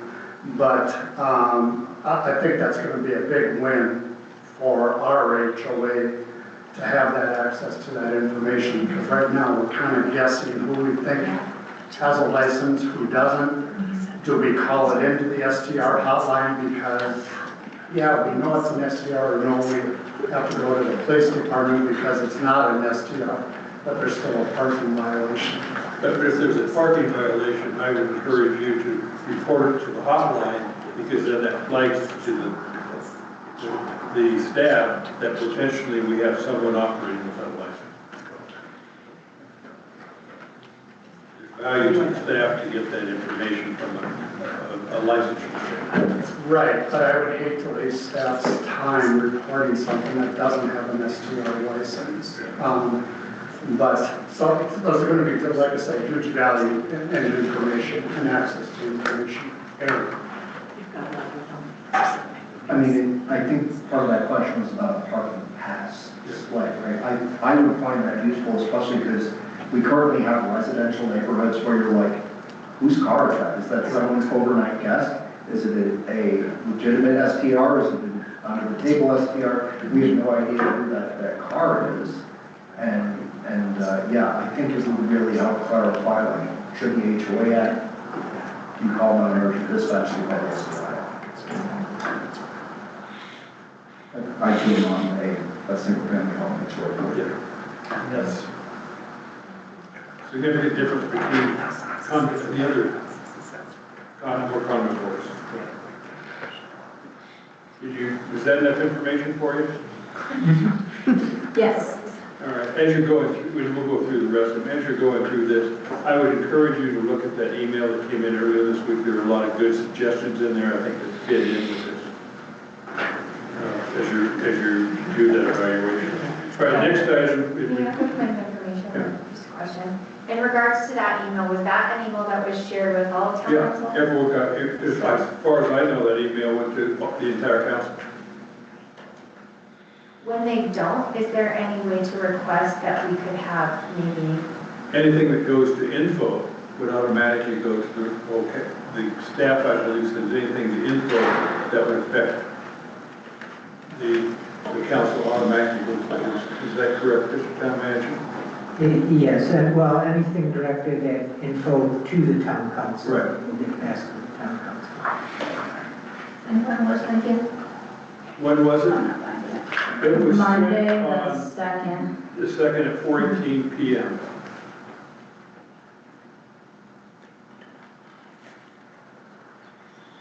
And Councilmember Kerr was on it, Councilmember Pfister was on it, Sullivan, Armet, Crowe, Hagenau, Sulu, Hagenau was on there again. And then a couple of others I don't recognize. I think I was missed. What? I think I was You were probably missed. As a new council member, yeah. So, Well, instead of having this conversation, John, could you resend it? Thank you, great. yeah. Hopefully it didn't go to your spam folder. Maddie just sent it. The next item is, what about the life safety questions? So just for a little background, we required this when I was up in Grand Lake, that we had a fire and life safety inspection. Fire departments do them, and there are private companies that do them. First one generally costs between $200 and $350, depending on the size of the house. Annual renewals cost significantly less.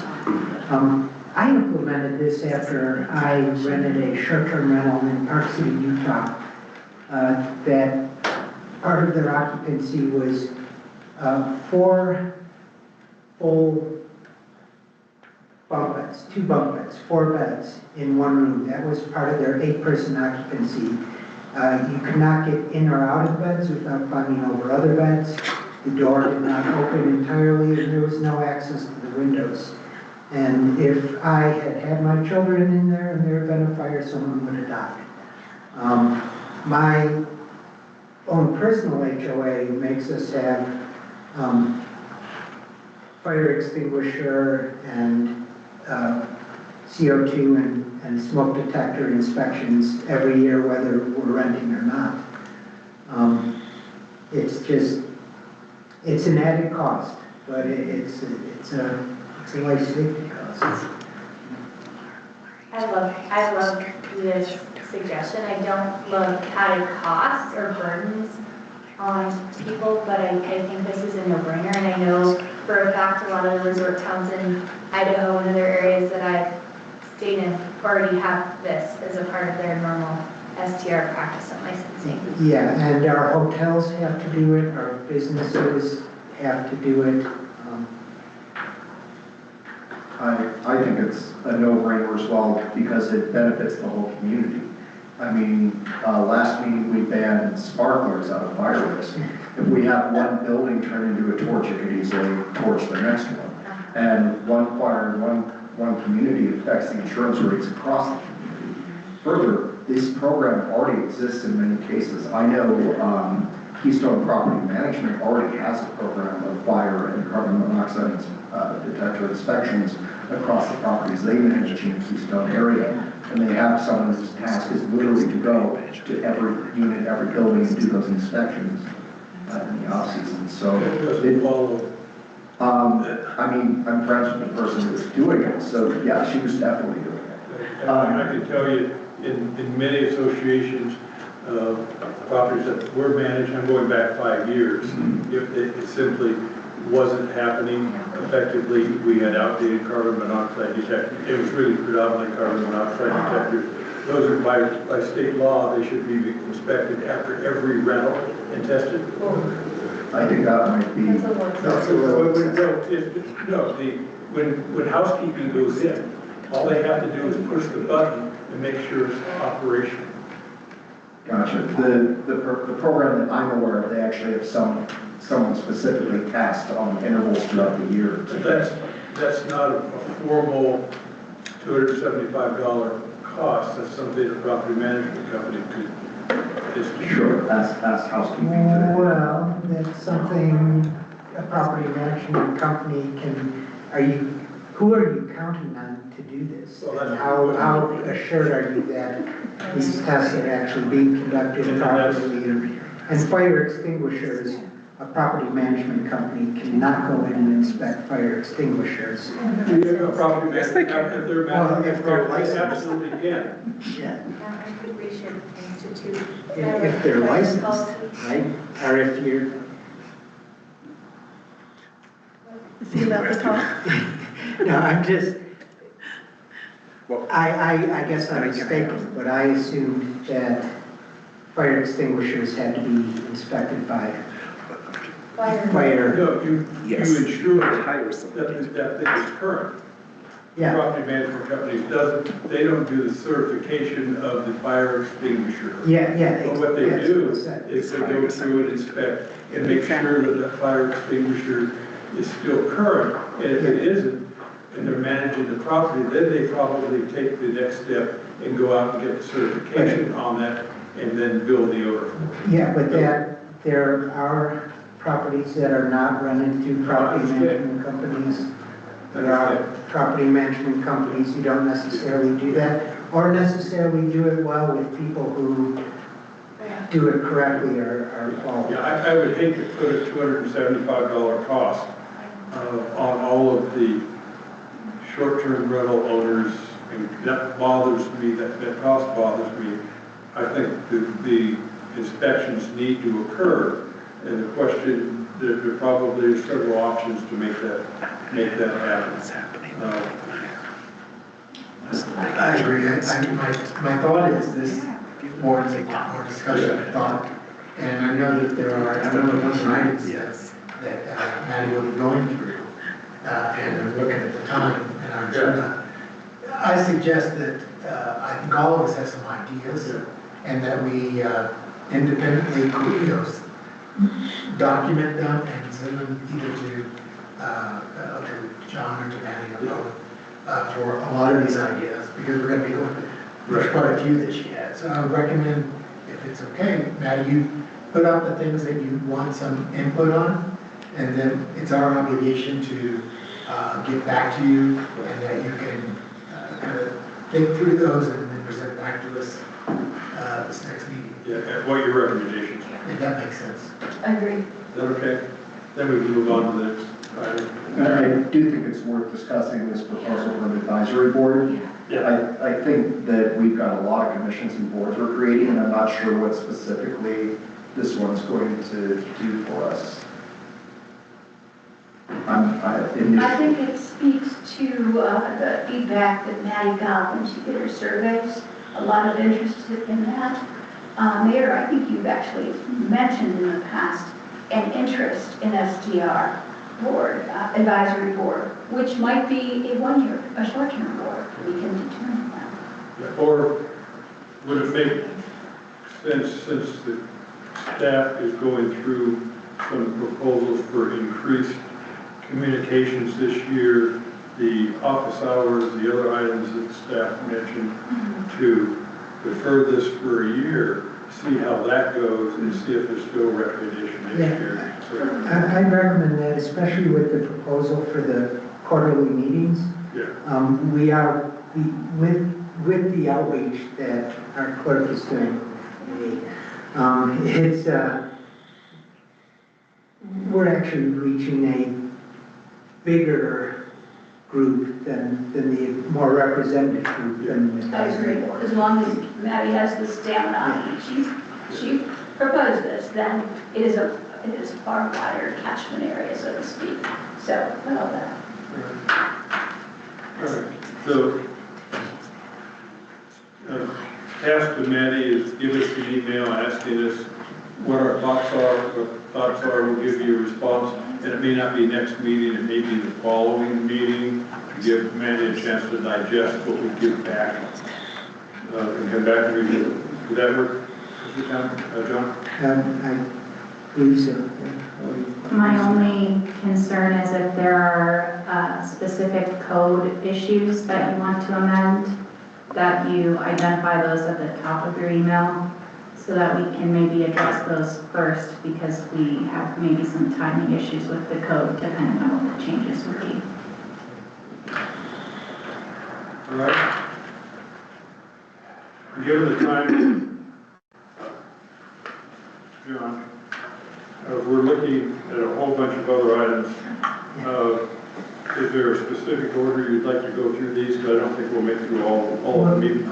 Well, to tell the truth, I think we can burn through advisory committees quite quickly here, and then I probably want to go to government obstructions ordinance, I think. Yeah.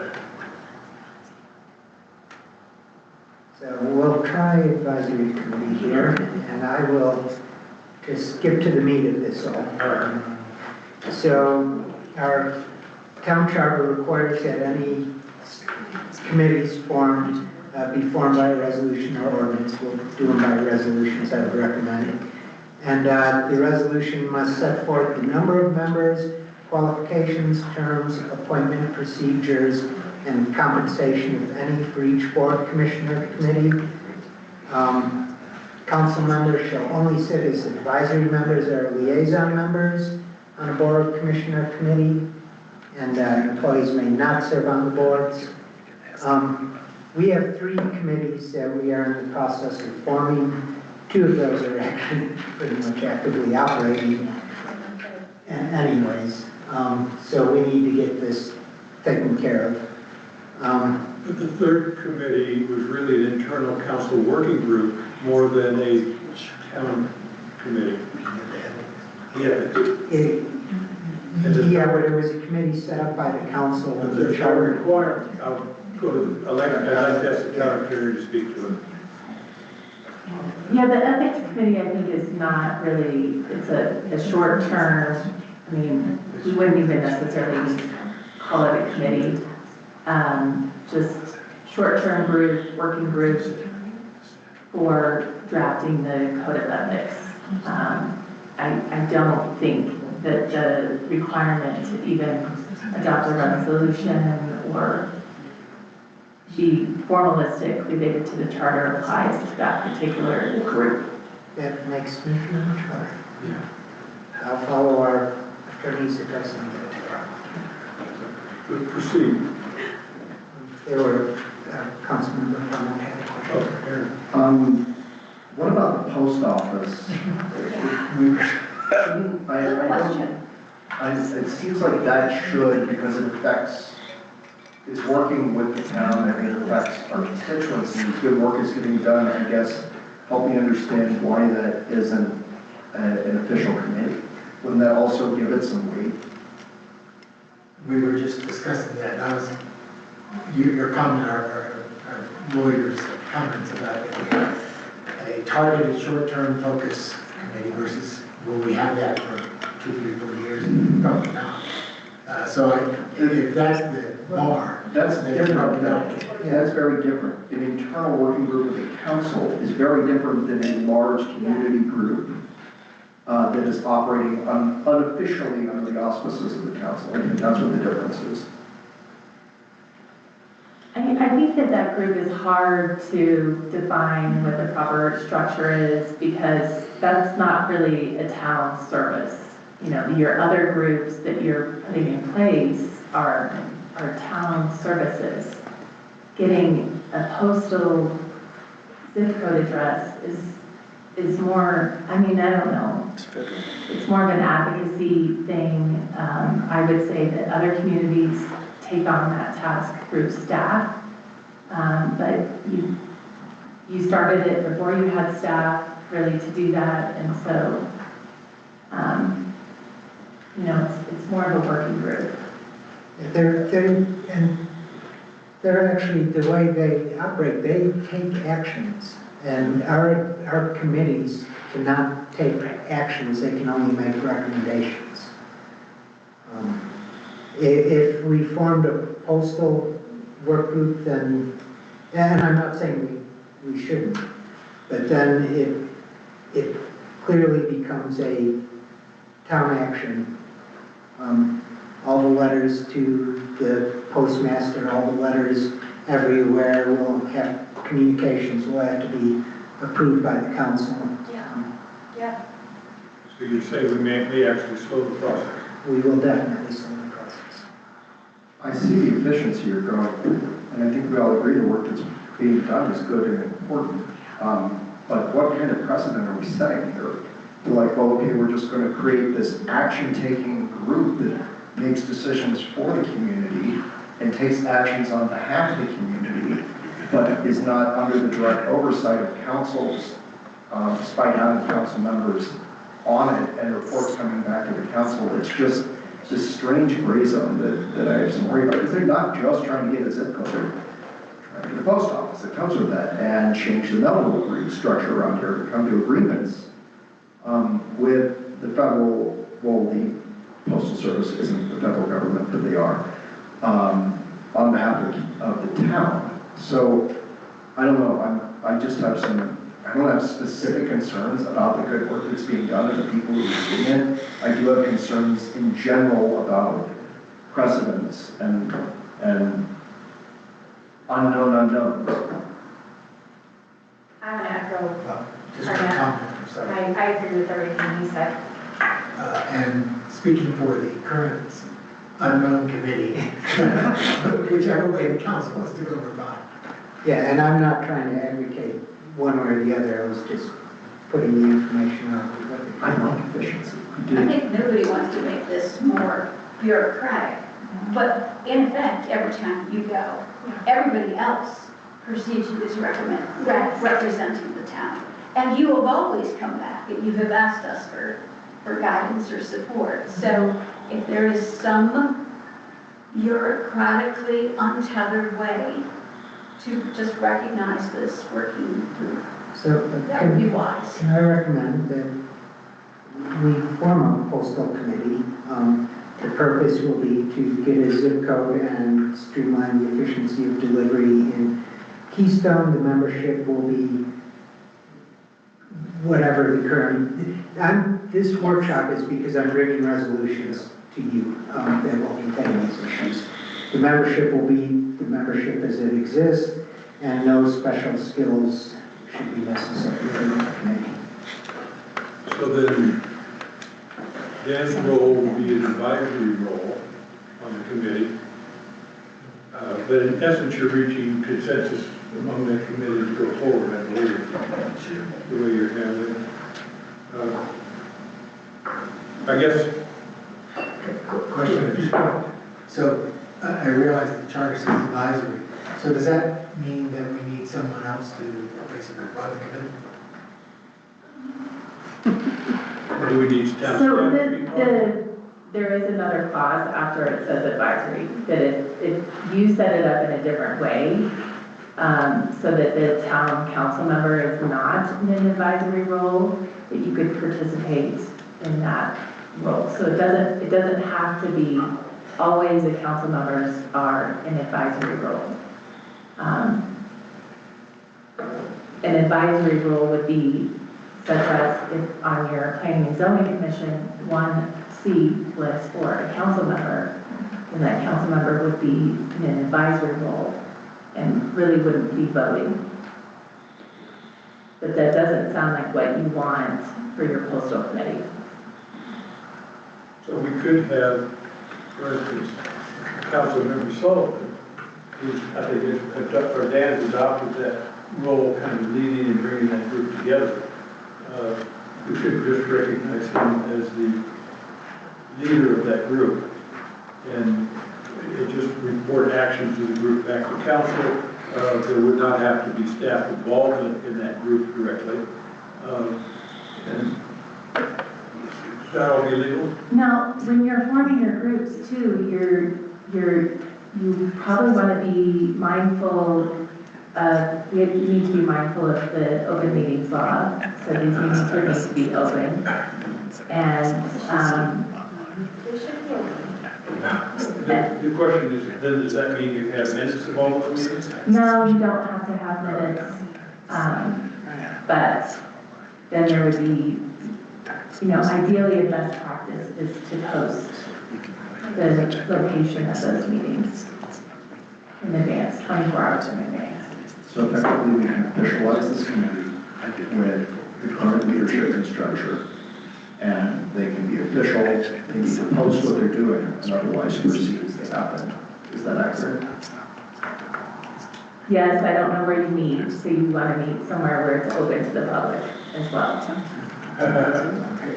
You can meet at the coffee shop. Or if that's Zoom, isn't that open to the public, if it's public Yeah. service? Yeah. Like, this doesn't seem Okay. like it's hard to accomplish. I mean, you could meet at your house if you posted that, random people in, but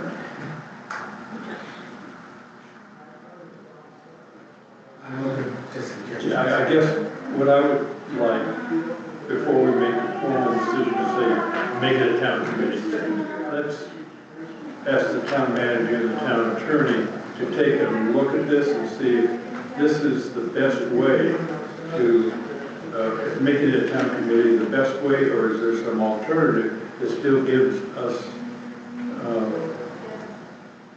access and some control, a little bit, and when I say control, in essence, we're getting that control through Dan right now as he comes in, and if advocacy is required into the postal service, we provide that advocacy.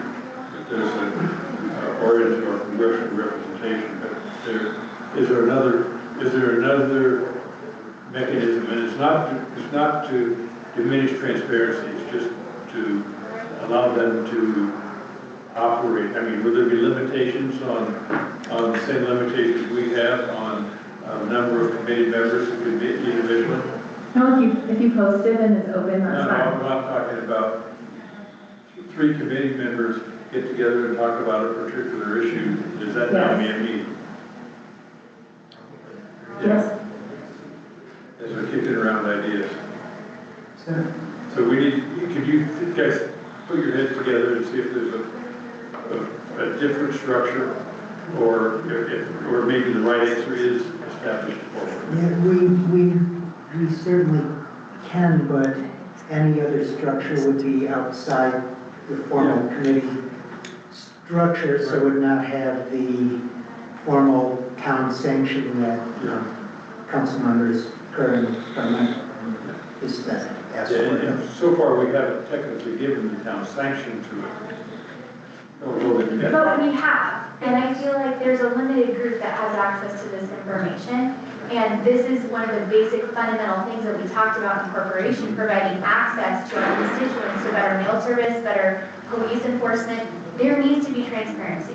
This needs to be something that all of the meetings are open to anyone who wants to attend. So people who want access to this service know how to access it and implement it in their own communities if it's possible. Like, I don't understand why we're looking for a way to sidestep making this a formal committee when we've identified that the obstacles that were presented are not insurmountable. Let me ask you, then I'll go a different direction. How many of you would like to have the manager include that in the committees that we set up in a resolution? Thumbs up. One of these. All right, there's your guidance. Okay, so I'll jump to Business Advisory Committee, and, I put out purpose, membership, and skills, because those are the things required in our resolution. If these are just recommendations, thoughts, they're not in any way meant to be adhered to, but I thought for the Business Advisory Committee, our purpose is recommending policies or laws that promote local business success. It gives them a pretty wide range of things they can think about and talk about, but limits them to the path of our businesses. Any concerns, questions? On the skills or residency, you are proposing limiting people who own or represent local Keystone businesses. However, I was very proud that when we created ordinance number 2025-0-03, it says the members of the business advisory shall be business owners or employees of business owners, and here I'm getting to the point, or members of the town of Keystone community with business experience. I thought that was very, it opened the door to people with a lot of experience. They may not be interested, but I thought it was a wise approach when we voted on it. So, in fact, we already have a resolution approving that. An ordinance. You don't need a separate resolution on it. Perfect, excellent, even better. Is that agreement with everybody? Okay, I completely forgot about that resolution or ordinance when it was established. Marketing Committee. This was recommended by RTAP, and I actually think it's a pretty good idea given the opportunities we have right now to still spin our story as the new town, and we are still looking for our own brand as our town. So my thought was the purpose of the Marketing Committee is charged with developing and recommending a brand for the town of Keystone and developing marketing strategy and policy recommendations. A question, I know as you make then recommendations is you need to make sure Keystone Resort, Kindred, that's the other name for it. So 8 people, and that's 3. I mean, when you have a resolution though, I guess I don't want to mandate that they are always on the committee. I mean, I think it's good recognition, they probably should be solicited and join, because they have their own budgets and agree to make sure they're in sync. But we're not, you're not talking about putting it in, it has to be somebody from, these are just recommendations. These are recommendations, everything, but yes, these are recommendations. I don't know. should it be someone, can we truly have a representative marketing committee if we don't have reserve participation or some sort of SDR participation? And that's a question. So. Basically, what you're saying is to establish a seat on the board, on the committee, that would be allocated to whatever option Vail Resorts or Kindred or KMC, because they all have money, Yeah. could designate that representative, but the others would be really council selected. Eric? I share some concerns that Ann raised. I see your point as well. I think we just have to be very, very careful if we're reserving a seat. If you want to reserve one seat out of 8, that's still a lot of voting power, but we can't be reserving like multiple seats. No. You know, I'm talking about you got one for Vail, one for KNC, and one for Kindred. No, And they're all absolutely, that's wild. You're getting 3 out of 8 of your voting seats to pre-designated companies? So and the reason I put those in there is because these are pre-designated companies that have marketing departments Right. that currently market Keystone, have large marketing companies that currently market Keystone. I think it might be the judgment of the council that those end up being people we end up selecting, but preordained. I think, one, that's a terrible look for us. And two, I mean, then you've got this committee created with preordained seats for them, but companies change, companies merge, companies come in. Like, well, another company comes in and says, well, you know, East West Resorts buys the lodge or something, and says, well, why don't we have a seat on that council? We should be very careful about preordaining seats to particular corporate entities as a municipality. Carol? A follow-on point to that is by saying that it should include representatives from each of these organizations and some unknown local business representatives. I fear that that would constrain their operations if they weren't able to participate or didn't choose to. Certainly the marketing committee would want the expertise from these important companies, but it should be through the selection process or the appointment process that Aaron has spoken to. Also, I'd like to recommend that we consider language similar to that business one.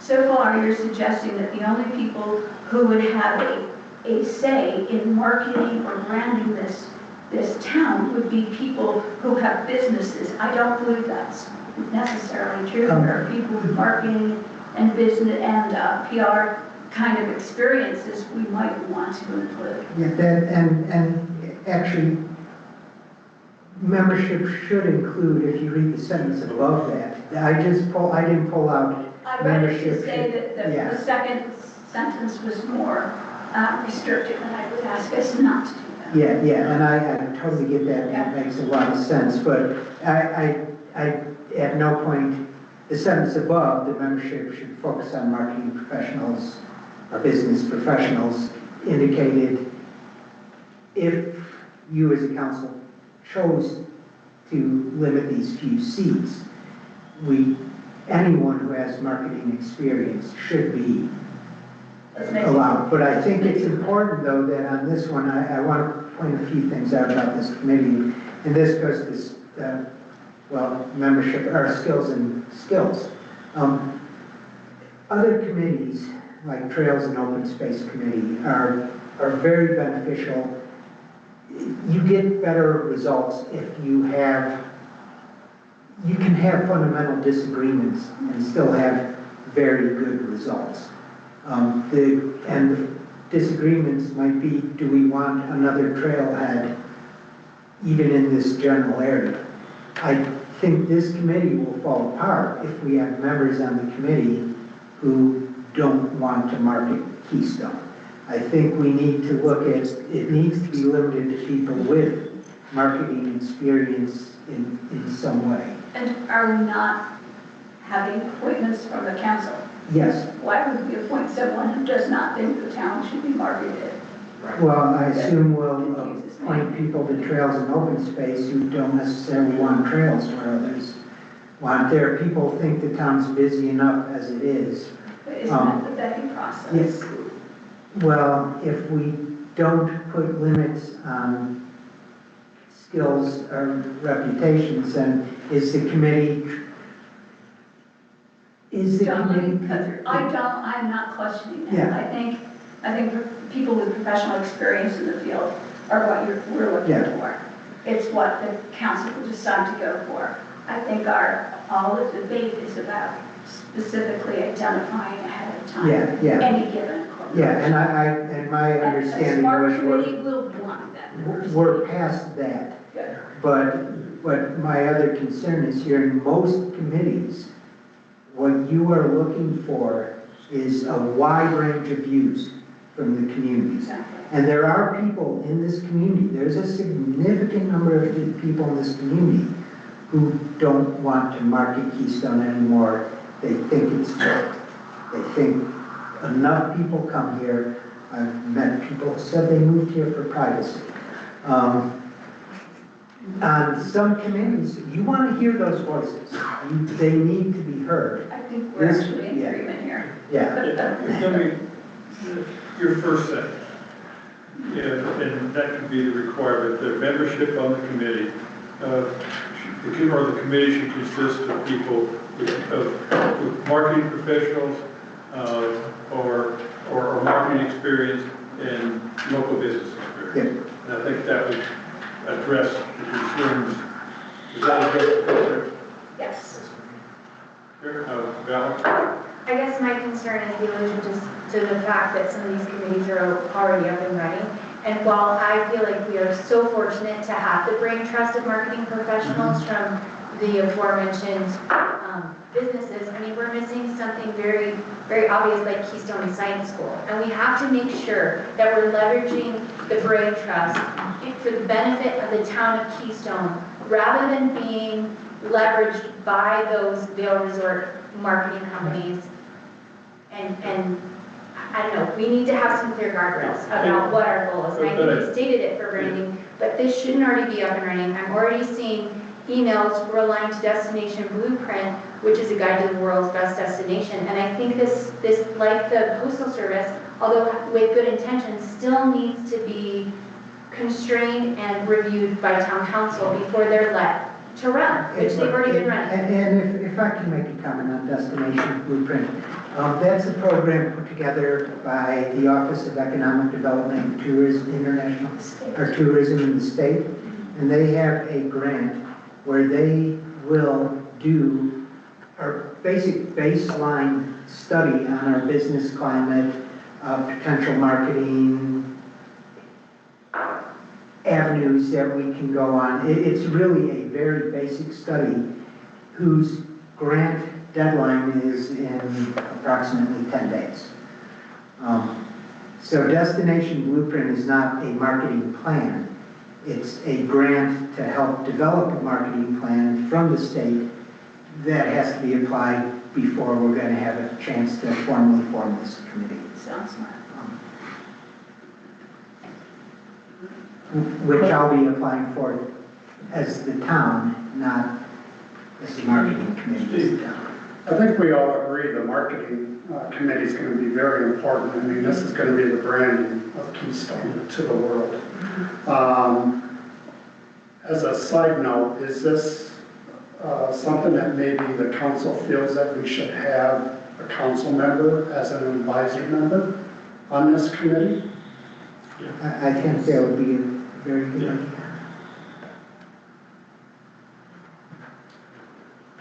Just for clarity, can't any council member attend all meetings and participate in a non-voting capacity? Like anyone could be an advisor. I'm not going to go to all marketing meetings, but Yeah, if they're open to the public, you can go. You would be attending as a role as a citizen versus a council member, am I right? Well, I wouldn't be a member of the committee. Yeah.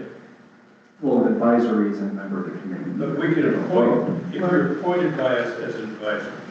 And not only, advisory member is a member of the committee. I'm not a member of the council, but my voice is certainly heard at these council chambers and discussions, and that's the type of role an advisory member from the council. An advisory member can sit and participate and deliberate in discussions, just wouldn't have the ability to vote.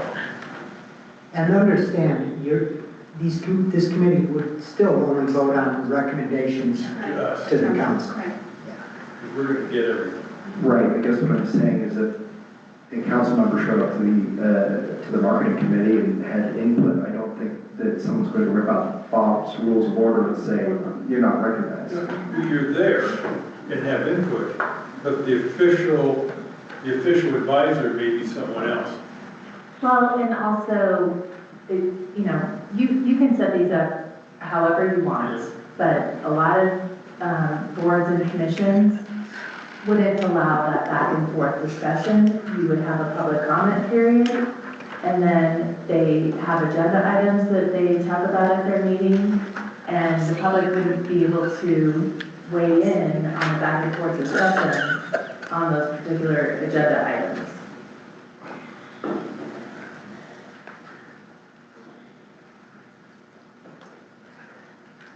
One more comment I want to make in relation to the people who don't feel like we need to market Keystone. I think that slant could be better represented when you look at Silverthorne's town motto, which is locals first, visitors welcome. So I don't think we should discount the perspective of locals that want to preserve something for locals.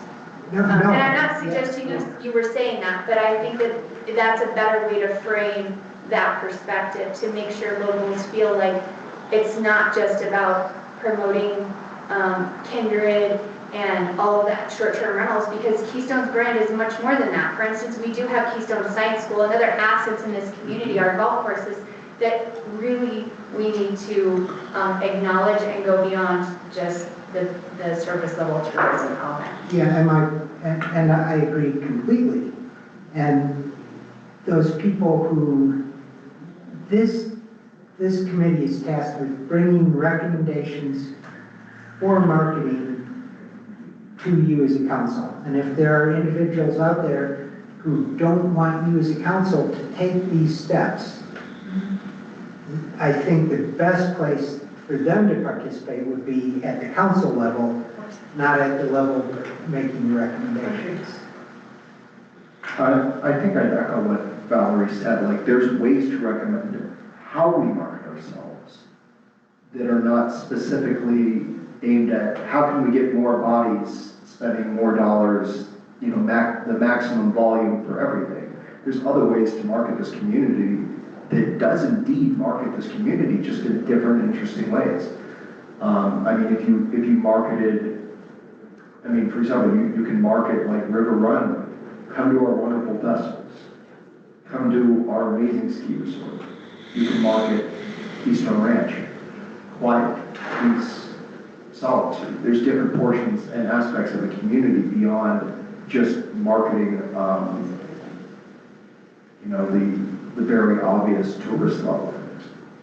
There, you market to residents, you market a culture and a model of people you want to attract to your community and to visit your community, or different parts of it. Maybe some of Yeah, that but doesn't the apply, marketing is not to preserve the status quo. It's not. Marketing is to bring in new people, to introduce our product, which is our town, to new people. Now, I'm not saying that our marketing, and I very much doubt the professionals know this, you market different things different ways, but marketing Keystone Science School is not the same as saying, I don't want more people here, there's no reason to market this anymore. I don't think there's been any discussion that our various aspects of our town need to be marketed in different ways at different levels of expectation to them, so. As a small corollary, don't forget that we want the people who are actually part of our community to also recognize and appreciate what's offered in the community. So It has to be represented for a branding. yes. I'm just saying with marketing, there's a clear the recommendations are coming up to you. And if you feel this recommendation has gone beyond what we want to do or doesn't properly, it cuts out a portion of our population that we want to market to, you say no. And, One of the roles of that council advisor is to help steer this committee towards things that the council are likely to approve. So they don't end up going off here when the council is clear the council is going to be over here. An example of that would be you're going to go market. This committee is all focused on the River Run area and Kindred area, and that's where all the marketing is. And at least from my standpoint, I say, this has to market the entire town, and the brand has to speak to the entire town. okay, I think I have enough Yeah, but- information to bring everything to us. Everyone okay with the 8 members? It has to be a workable number. It can't be like the trails open space. We agree. Yeah, all right. So it's 1 council member and 7. No, it's, what, 8 and 1? 8-1. 8 and 1. Okay. And I picked 8 because, to tell the truth, I wouldn't mind ties on Yeah. this type of committee. I don't necessarily want recommendations that are being pushed through that might be Yeah. really disagreed with by almost half the committee. Business committee, you'd really like to see a kind of a consensus with when they come to the council versus it be Yeah. 4, 5-4 or something like that. 4-4. All right. It is now 6:25. Your quick copy.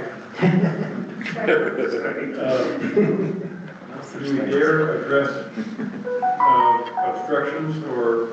Yes, please. All right. I'm here to please. We may have a very short dinner. Yep, I will pass this on to our town attorney, Jennifer Manson. Good evening, Mayor, Town Council members, Jennifer Manson, Town Attorney. And what's before you tonight is really a draft set of regulations. These regulations were taken primarily from the Dillon's existing code. These regulations are designed to protect government operations and safety of public officials. They cover situations like obstructing government duties, impersonating officials, interfering with emergency responders, and making false reports to law enforcement officers. The idea here is that with the recent forming of the police department with Dillon, this might be the right time to introduce these local regulations for Keystone. And as I mentioned, they closely align to Dillon's existing code, and that supports a unified enforcement approach for shared public safety team. In addition, having these parallel laws between the two towns allows for better officer training. Officers will know what the laws are in Keystone because they should have training on the laws in Dillon. So happy to answer any questions on the specific sections or anything else. Carol. In section 3, would it be wise to specify that it's unlawful to obstruct police or firefighters when they are in uniform or have showed a lawful badge? Section 3. Sorry.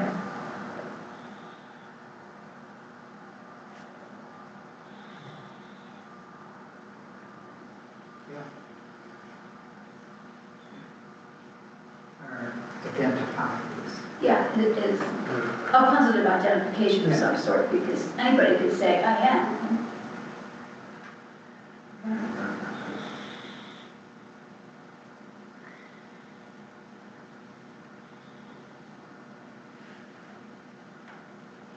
Yeah, I hate to have someone in unmarked jackets and a face mask tackle my wife. I'm going to interfere before I find out whether they're a cop or not. And you laugh, but I mean. No, I'm sorry, yeah. I thought you were going to say you hate staff because your wife is good in jujitsu or something. But, you know, that's happening. I wouldn't consider myself to be obstructing a police officer if I didn't have an idea that they were. I have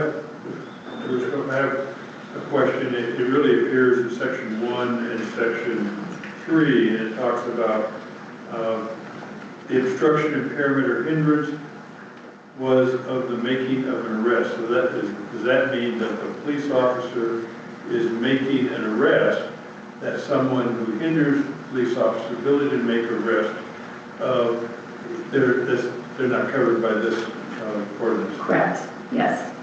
And that's because the standard related to, there's a lot of laws that go into resisting arrest, and there's a different standard of proof related to. So I'm thinking of resisting someone arrest. else entering in to interfere with the police officer and making that arrest.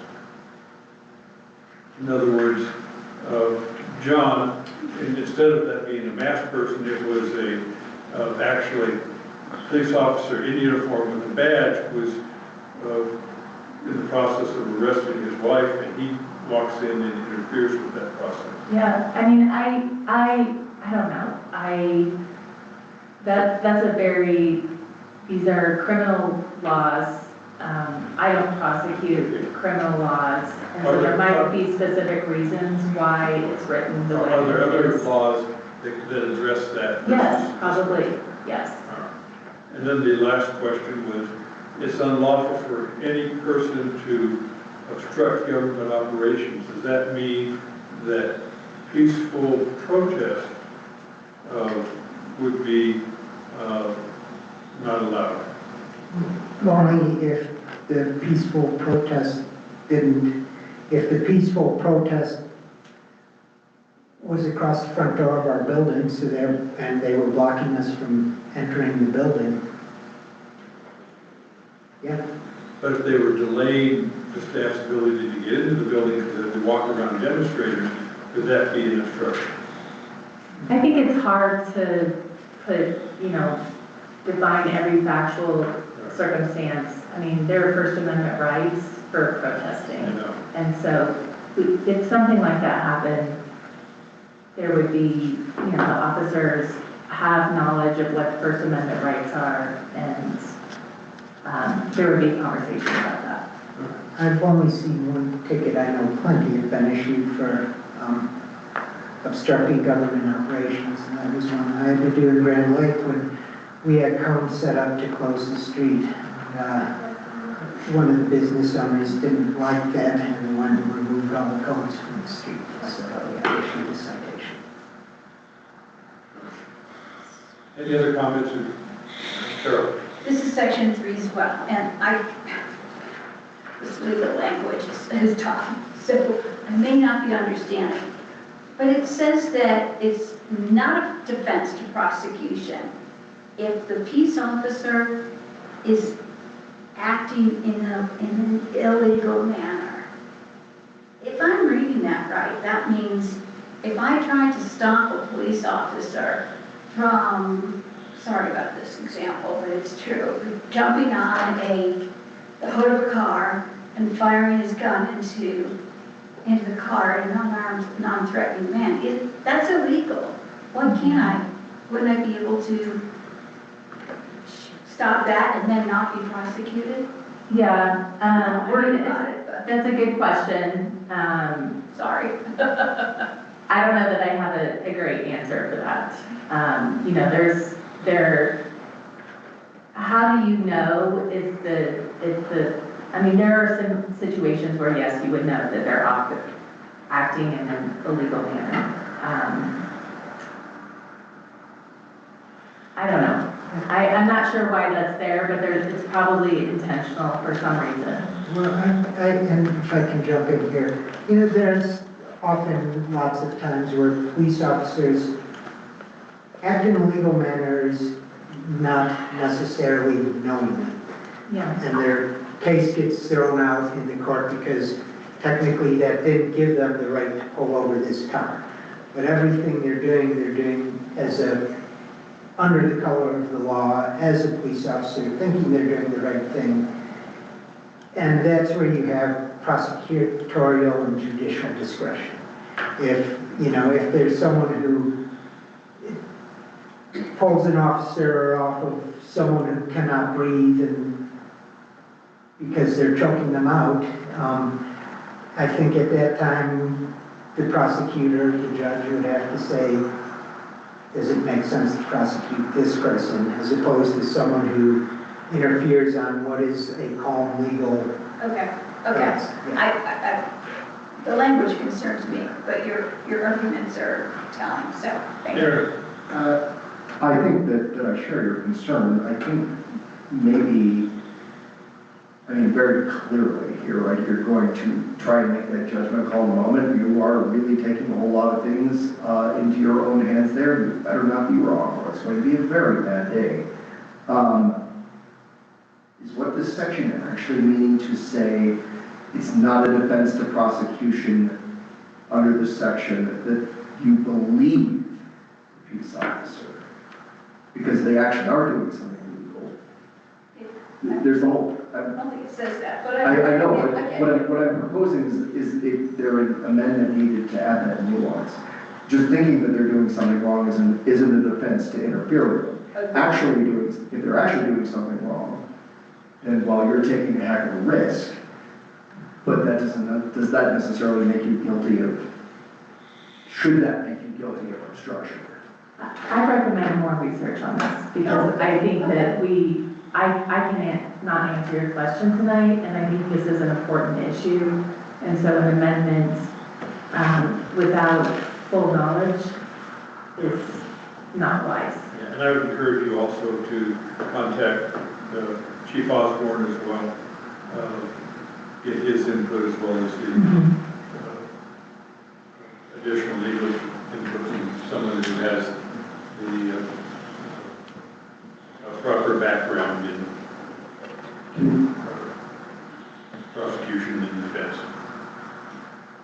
Can we ask, or can we enable our attorney to ask a criminal attorney who might have legal expertise? I can reach out to our prosecutor that would be somebody who would have a good understanding of this. And then why? Then we'll bring this back at another work session. And it is now 6:35, we have 25 minutes to grab something very quickly. I suspect we will have a long council meeting tonight as we go forward, so